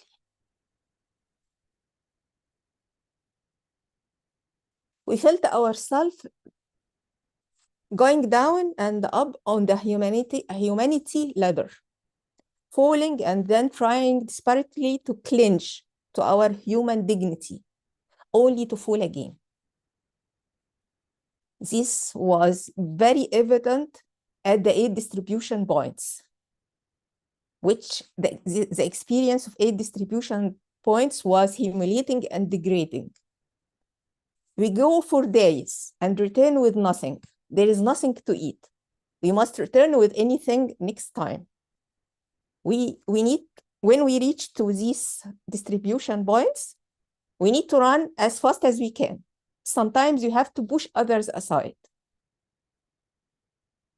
Finally, we managed to get a very tiny, small amount of food, but it means everything to us and to our families. It will keep us alive and soften the unbearable hunger pain. And so we must protect it from thieves and other people who need it. So we need to defend this precious food we have managed to get. We can use a stick, we can use knife, just to protect the precious thing that we get.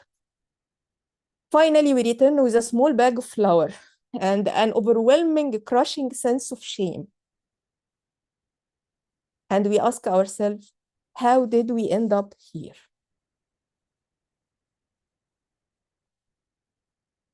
And now, after the ceasefire, after they were in an ominous detachment, with ceasefire, they are slowly regaining their ability to feel. But this gradual return of feeling is horrible, and they are not able to bear it. And this is a little about what they share. Starvation is dehumanizing.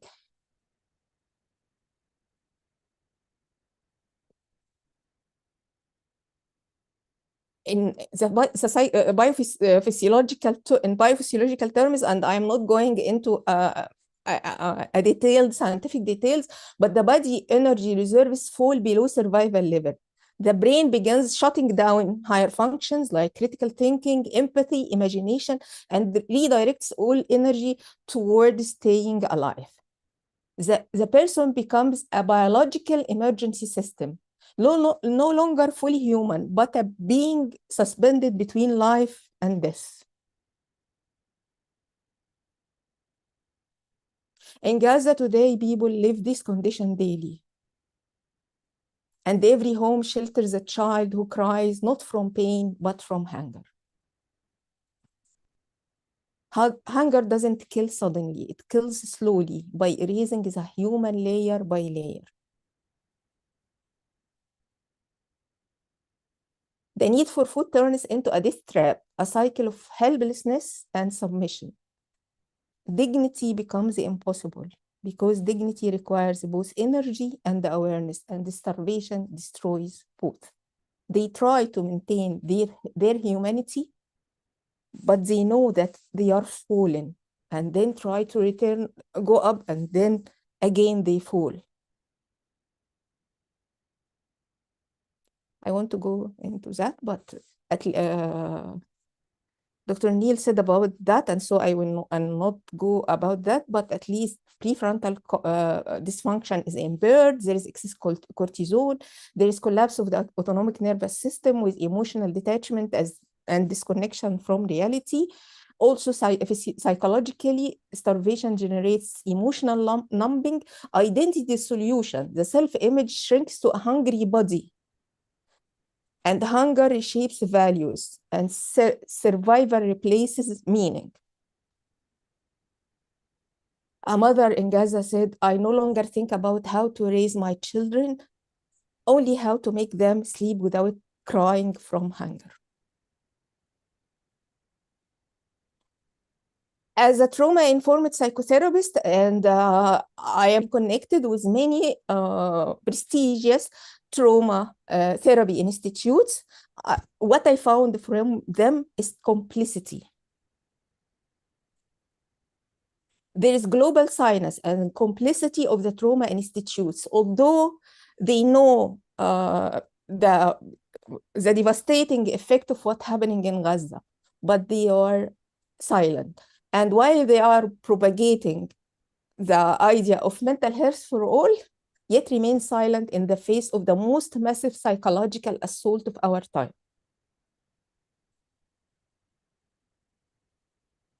They didn't recognize starvation as an intentional act of psychological annihilation. And so when trauma becomes a political weapon and silence replaces ethics psychology, psychology loses its soul. And actually for me, I boycott most of the trauma institutes now. We have ethical responsibility for psychological recovery, not just to support, but to restore humanity. I know they have some mood, they will recover because their spirit is very powerful, but we need a collective power to restore humanity. This is what we try to do in Humanitarian Health Hub, training the volunteers, doing telemedicine, design programs that rebuild the sense of dignity, connection, and the presence essential for collective healing. Starvation kills not only those who cannot find food, but also those who see and remain silent. Starvation is not just a humanitarian crisis, it is a moral test. When we speak of psychological recovery, we must ask, how does one recover from a crime that stripped them of everything that made them human? The answer begins with recognition, with listening, witnessing, and acting to restore the meaning of being human again. And actually, our students said, please spread our words. Please said this to all the human beings. We don't need to die in silence. And thank you. Thank you so much, dear Prof. Doctor, for this wonderful talk as usual. Now let me introduce Dr. Khamis Al-Issi, who is a Senior Fellow, Centre of Evidence-Based Medicine, Oxford University, UK, Professor of Neurorehabilitation and Pain Medicine, and Head of Evidence-Based Medicine Unit, Faculty of Medicine, Islamic University, Gaza City, Palestine. And it seems that Dr. Khamis is currently facing some internet connectivity issues. So may I kindly ask our IT team to share the recorded version of his talk. Good evening, my dear friend. Thank you so much for inviting me to join your elegant conference. Today, I'm going to speak about a very important topic under the title of long-term neurological consequences of starvation, and I call it the invisible scars. Your speaker is Professor Dr. Khamis Al-Issi from the Islamic University. I'm a neurorehabilitation and pain medicine consultant and a senior fellow for the Center of Evidence-Based Medicine in Oxford University. Today we're going to speak about starvation and its consequences. Starvation is more than just hunger. It is a severe deficiency in caloric intake for a long period of time. Unfortunately, if people suffer prolonged nutritional deprivation, will lead to increased fat and protein catabolism and will have a very dangerous consequences on human body. The immediate effects on the brain is that we all know that the brain is a high demand organ, meaning it only represents 2% of the body of a human being, but it consumes more than 20% of the body energy. And it needs continuous supply of energy in any form, but it needs continuous supply 24/7 over each minute. What the brain will do in response to starvation, it will start a process by glycogen depletion. If person was hungry or starved for more than 2 days, there will be also gluconeogenesis, muscle breakdown, and people suffer from loss of their muscle mass all the time during the past 700 days. And ketosis, which is a result of fat-deprived energy source after 3 to 4 days. Starvation also shrinks the brain. The brain, which has a size between 1.3 kilograms or 1.4 kilograms, will shrink in size and volume and will lead to structural brain changes. And finally, it will lead to brain atrophy. This can be seen as a reduction in the gray and white matter in the brain, and the most vulnerable regions in the brain includes the prefrontal cortex, the hippocampus, and the amygdala. And this picture shows the healthy brain and the brain of a person who has been starved for a long period of time. You can see the reduction in the size, the reduction in the soul size, the reduction in the gray matter and white matter. The mechanism of damage caused by starvation on the nervous system, it's caused by reduction in neural development and synaptic connections, reduced neurogenesis. We all know that the scientists have estimated the number of neurons in human brain to be around 87 or 88 billion neurons, and with trillions of synaptic connections. Unfortunately, with reduced proper food intake, these numbers will be reduced to a minimum or less, and particularly among children. Also, there will be reduction in the neurotransmitters production, which is needed for every command happening in our body. There will also be oxidative stress and inflammation all over the body, and prolonged protein deficiency can damage myelin sheath. And myelin sheath is the part of the nerve cell or nerve structure that is responsible for conducting signals from one part to another part of our body.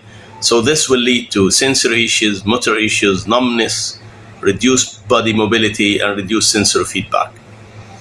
Also, starvation has an effect on cognitive function in many ways. It affects the executive functions, causing poor planning, poor problem solving. It can also affect the memory, causing difficulty in forming new ones and retrieving old memories. Also reduce the attention span and slow processing of information. So this could lead to poor learning in the future. Also, starvation can affect our mental health in many ways, like mood disorders, depression, anxiety. Many people we see every day suffering from personality changes. They are easily irritable, suffering from apathy. The cognitive and emotional changes can also make it difficult for them to return to healthy eating habits after food was reintroduced, in the form of appearance of abnormal eating habits like food obsession behavior that can last for decades. Starvation also affects childhood development, as I've mentioned before. The long-term starvation can lead to stunted kids and impaired brain development, because we know that the first 4 years of life is the most critical years to develop nerve cells among kids. And if we can't give kids a healthy food over this period, unfortunately, their brain will be formed in the wrong way or less than the normal pattern. Also, there will be irreversible damage to the brain, affecting the IQ of those kids in the future or neurodevelopment. Besides stunting, the physical stunting and the neuronal stunting, there is high risk of developing ADHD, learning disabilities, behavioral issues, and above all, there could be some epigenetic changes that can affect future generations because of lack of food. Physical consequences of starvation includes reduced mobility. Severe behavioral changes may occur, leading to very limited movement, and only people can move when survival is directly affected, when they're about to die. Autonomic nervous system also manifests some dysfunctions in the form of reduced sympathetic nervous system activities, which can lead to abnormalities in blood pressure regulation, blood temperature regulation. Physical symptoms also include fatigue, headache as well. So in summary, starvation is not only feeling hungry, it causes structural and functional brain damage. It causes cognitive and emotional changes like irritability, anxiety, difficulty concentrating. In severe cases, it can lead to more profound consequences like reduced brain volume, impaired cognitive function, damaged nerve cells, affecting movement, sensation, thermoregulation.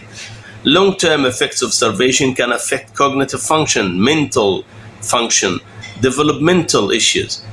And early intervention and comprehensive care are vital for any recovery. Thank you so much for your attention, and we hope that tomorrow will be a better day. Thank you. Even though Dr. Khamis is not present with us right now, I would like to take this opportunity to sincerely thank him for his valuable contribution. Now it's truly my pleasure to welcome our next speaker, Dr. Iyad Amawi. Dr. Iyad Amawi, who also honored us with his participation in yesterday's sessions. Unfortunately, due to some internet connectivity issues, Dr. Iyad is unable to join us live today. Therefore, we will play his pre-recorded talk. But before, let me introduce Mr. Iyad Amawi. Iyad Amawi is a computer engineer from Gaza, serving as a coordinator for international NGOs and media advocate for Palestinian rights. He leads numerous humanitarian initiatives, including providing hearing devices in collaborations with multiple organizations, distributing eyeglasses, supplying food and clean water. He also serves as safety and security advisor for the organization Children Not Numbers, playing a key role in medically evacuating children during the war. Iyad has participated in numerous scientific conferences addressing the famine, genocide, and hidden barriers to food access in Gaza and their long-term effects on future generations. He contributes to studies on the engineering and the structural impacts of destruction in the region.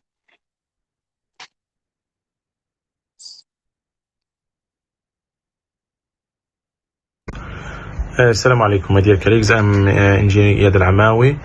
I will talk today for the Starvation as a Weapon conference. And my topic is talking about psychological trauma and the loss of the next generation. Children also under the fire and famine and escaping under the fire and displaced multiple times under repeated orders of evacuations they mentioned before. Maybe it's deeply important topic for my colleagues and audiences to recognize it, especially in the context of the genocide still ongoing in Gaza by the another shape and re-engineering the famine and regenerate new tactics to increase the suffering and to prevent the recovery of the humanity here and aiding people and supporting their recovery from the genocide and destruction. Also, the generation raised under fire and famine for a long time, especially children, when you talk about children in war zones, lose not only food or shelter but also their sense of safety and their natural right to childhood. In Gaza, war and famine intersect to create a harsh environment in which every child becomes a double victim, a victim of hunger, of fear, of loss, of everything that you can imagine in this genocide. As a father, I witnessed the fears in my children's eyes at every night. They hang me, they touch me. They mentioned that my daughter mentioned to me, Baba, I don't expect we will still alive up tomorrow when the heavy bombardment falling over our head and our homes run without discrimination randomly. And all of us grouped in one room in the house and slept there because all of them hoped if we will lose our life, we will stay with each other. They didn't remain the life only without parents in this life. And I witnessed this for all our children. Most of our children talk to me and to their relatives about their bad experience. So this is trauma, not easy to recognize it with just speech as adult, but when we touch the speech of the children, we really recognize the deep of this trauma in their psychological and their mind. Psychological trauma, what happens inside the child mind, children who witnessed bombings or the loss of loved ones suffer from post-traumatic stress disorders, chronic anxiety, and recurring nightmares. Developing a brain is extremely sensitive, and repeated exposure to violence and hunger effects. And also maybe emotional development, trust, belongings, attachment, memory and concentration, the sense of time and future. Many children lose the ability to imagine tomorrow. And also when we talk about famine as psychological and physical trauma, hunger is not only a deprivation of food, but an experience of humiliation and loss of human dignity. Malnutrition affects brain development and learning ability, meaning that even if the war or genocide ends, its impact remains deeply rooted.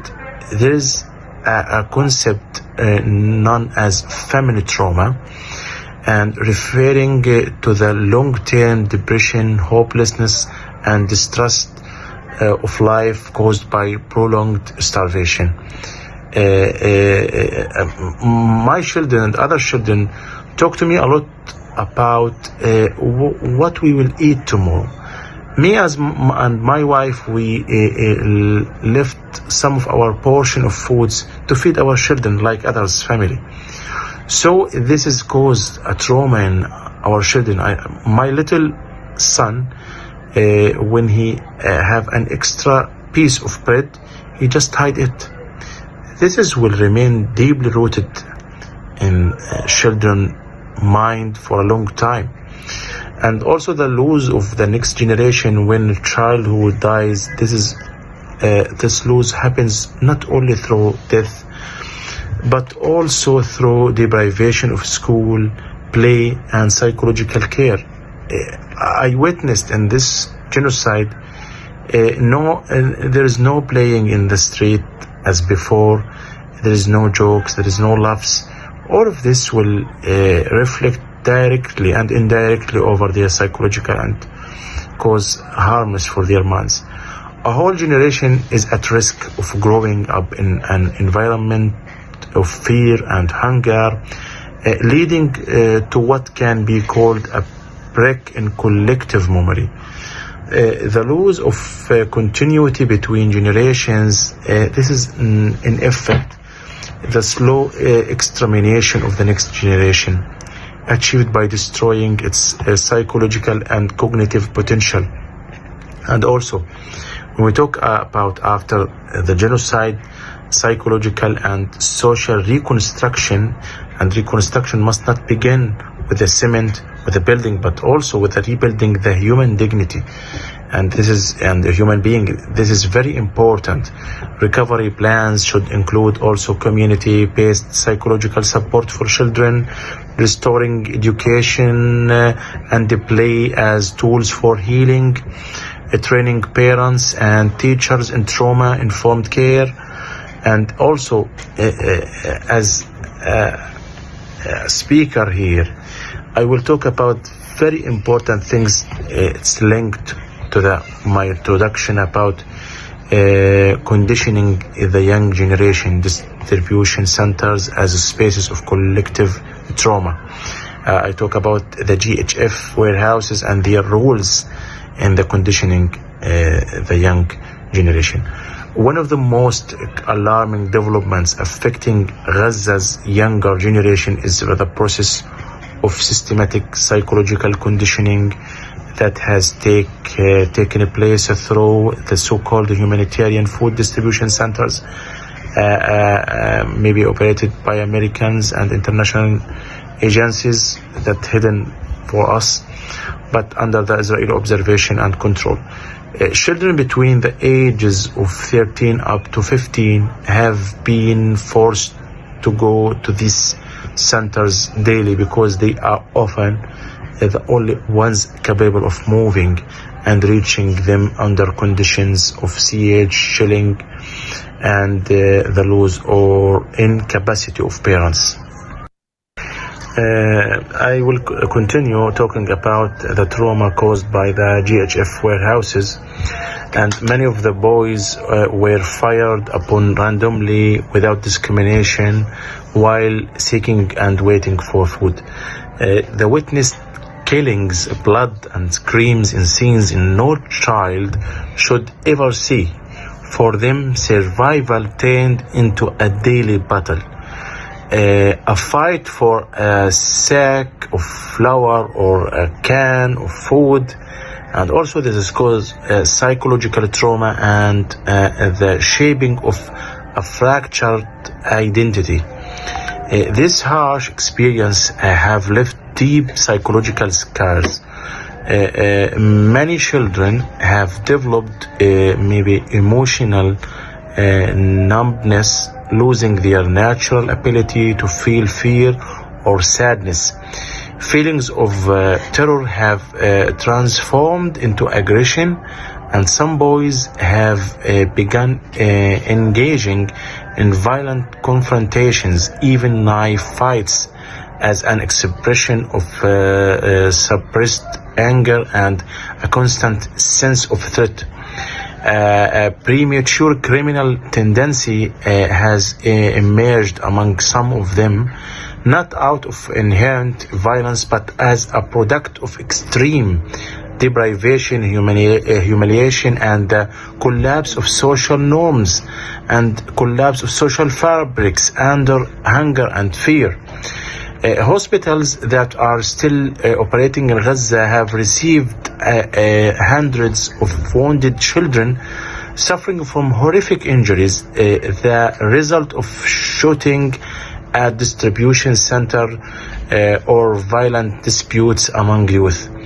These cases illustrate the depth of psychological and social collapse imposed upon this generation. So we talk about broken generation. What we are witnessing today is not merely a generation of the hungry, it's a generation psychologically broken and identity fractured. Children have learned that power is the only means of survival, and that help many come from the same hand that can fire upon them. This represents a dangerous re-engineering of a childhood designed, whether consciously or by neglect, to produce a generation that is fragmented, distrustful, and stripped of its innate humanity. And this is need from us to summarize our next step and to document this and to put a recovery procedure that will help our children for healing and support their psychological and reduce the bad impacts over them for a long time. And you know, the fears is rooted deeply in our children, so we will talk about reopening schools and set up new psychological medical centers, something like that, that will help and enhance the life, and also document these crimes against children, against humanity, as a war crimes. This is very important issues that we need to do, inshallah, in the nearest time. Thank you so much for granting me this space, and I will continue even though the difficulties in internet or other issues. Thank you, my colleagues. Thank you for your participation. Your feelings touch our hearts, even though you come here physically or no, but you really reach our hearts. Thank you so much. Although Mr. Amawi is not with us, but I want to thank you for your insightful presentation and for the strategies that you have concluded at the end of your presentation. For the questions, we can move for the questions and answers now. And we have only Dr. Talat and Dr. Al-Mazri. And we will take questions from the panelists and speakers first, and then if we receive any questions in the chat or the question and answer, we will post them directed to them as they are received. So is there any questions or comments from the panelists or speakers? For Dr. Masri or Dr. Talat?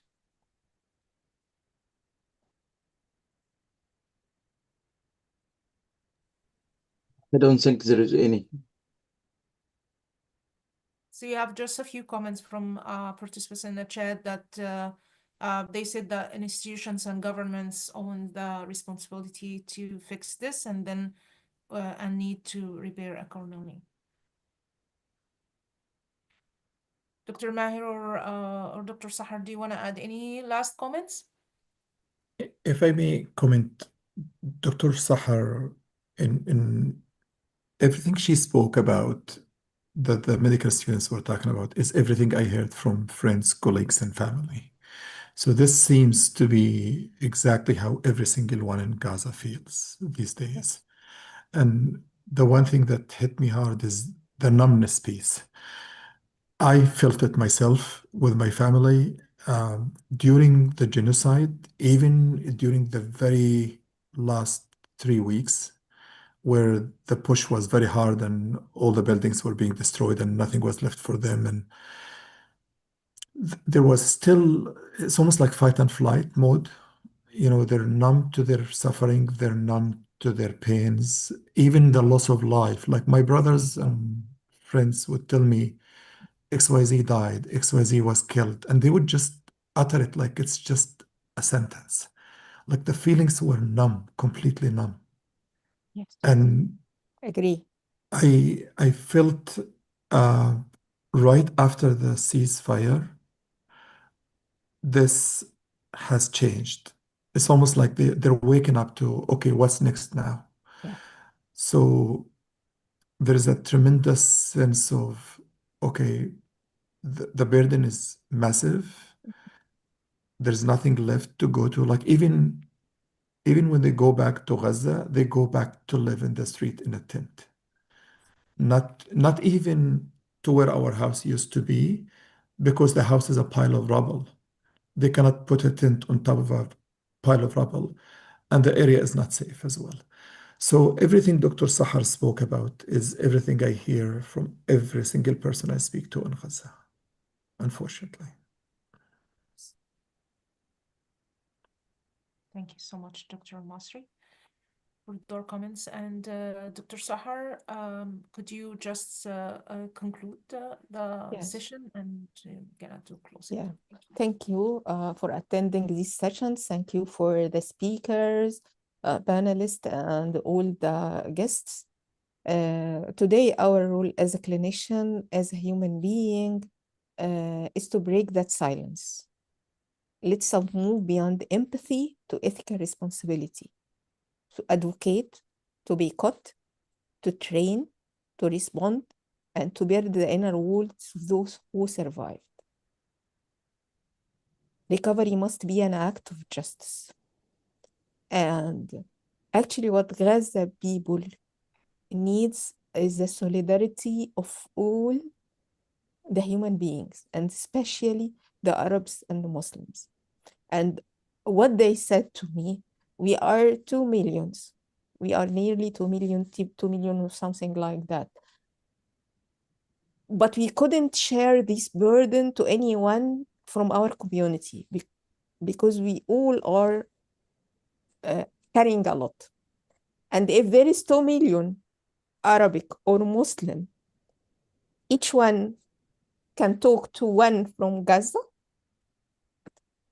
and we feel this human connection and solidarity. There is someone with us. This means a lot for us. And so this is just to end. Usually we feel that we need to make something very big. And if we couldn't, we stop and thinking in hopelessness. But minor act can mean a lot for Gaza people. Just to be present for them, even if we are not specialists. Yeah. Thank you so much, Dr. Sahar Talat. We have tomorrow is the last day of our conference, and we have also influencer speakers tomorrow from human rights organizations. And I welcome everyone to join us tomorrow to enrich the discussion and conversation. And our main aim for this conference first is to document the starvation, to document the consequences of starvation in every aspect and different dimension on the humanitarian act. And we need to build on strategies and to maybe form some sort of an entity to fight starvation and man-made famine to be used as a weapon. Thank you everyone for today, and I'm sorry we went over the time a little bit. I think tomorrow we will go over the time because we have a session 6. We will hear from organizations that they are on field or in field and with their innovative solutions to mitigate the famine and starvation in Gaza. Thank you so much, and I hope you a wonderful rest of your time. Thank you. Thank you. Bye-bye. Thank you. السلام عليكم دكتور عليكم ماهر. السلام عليكم.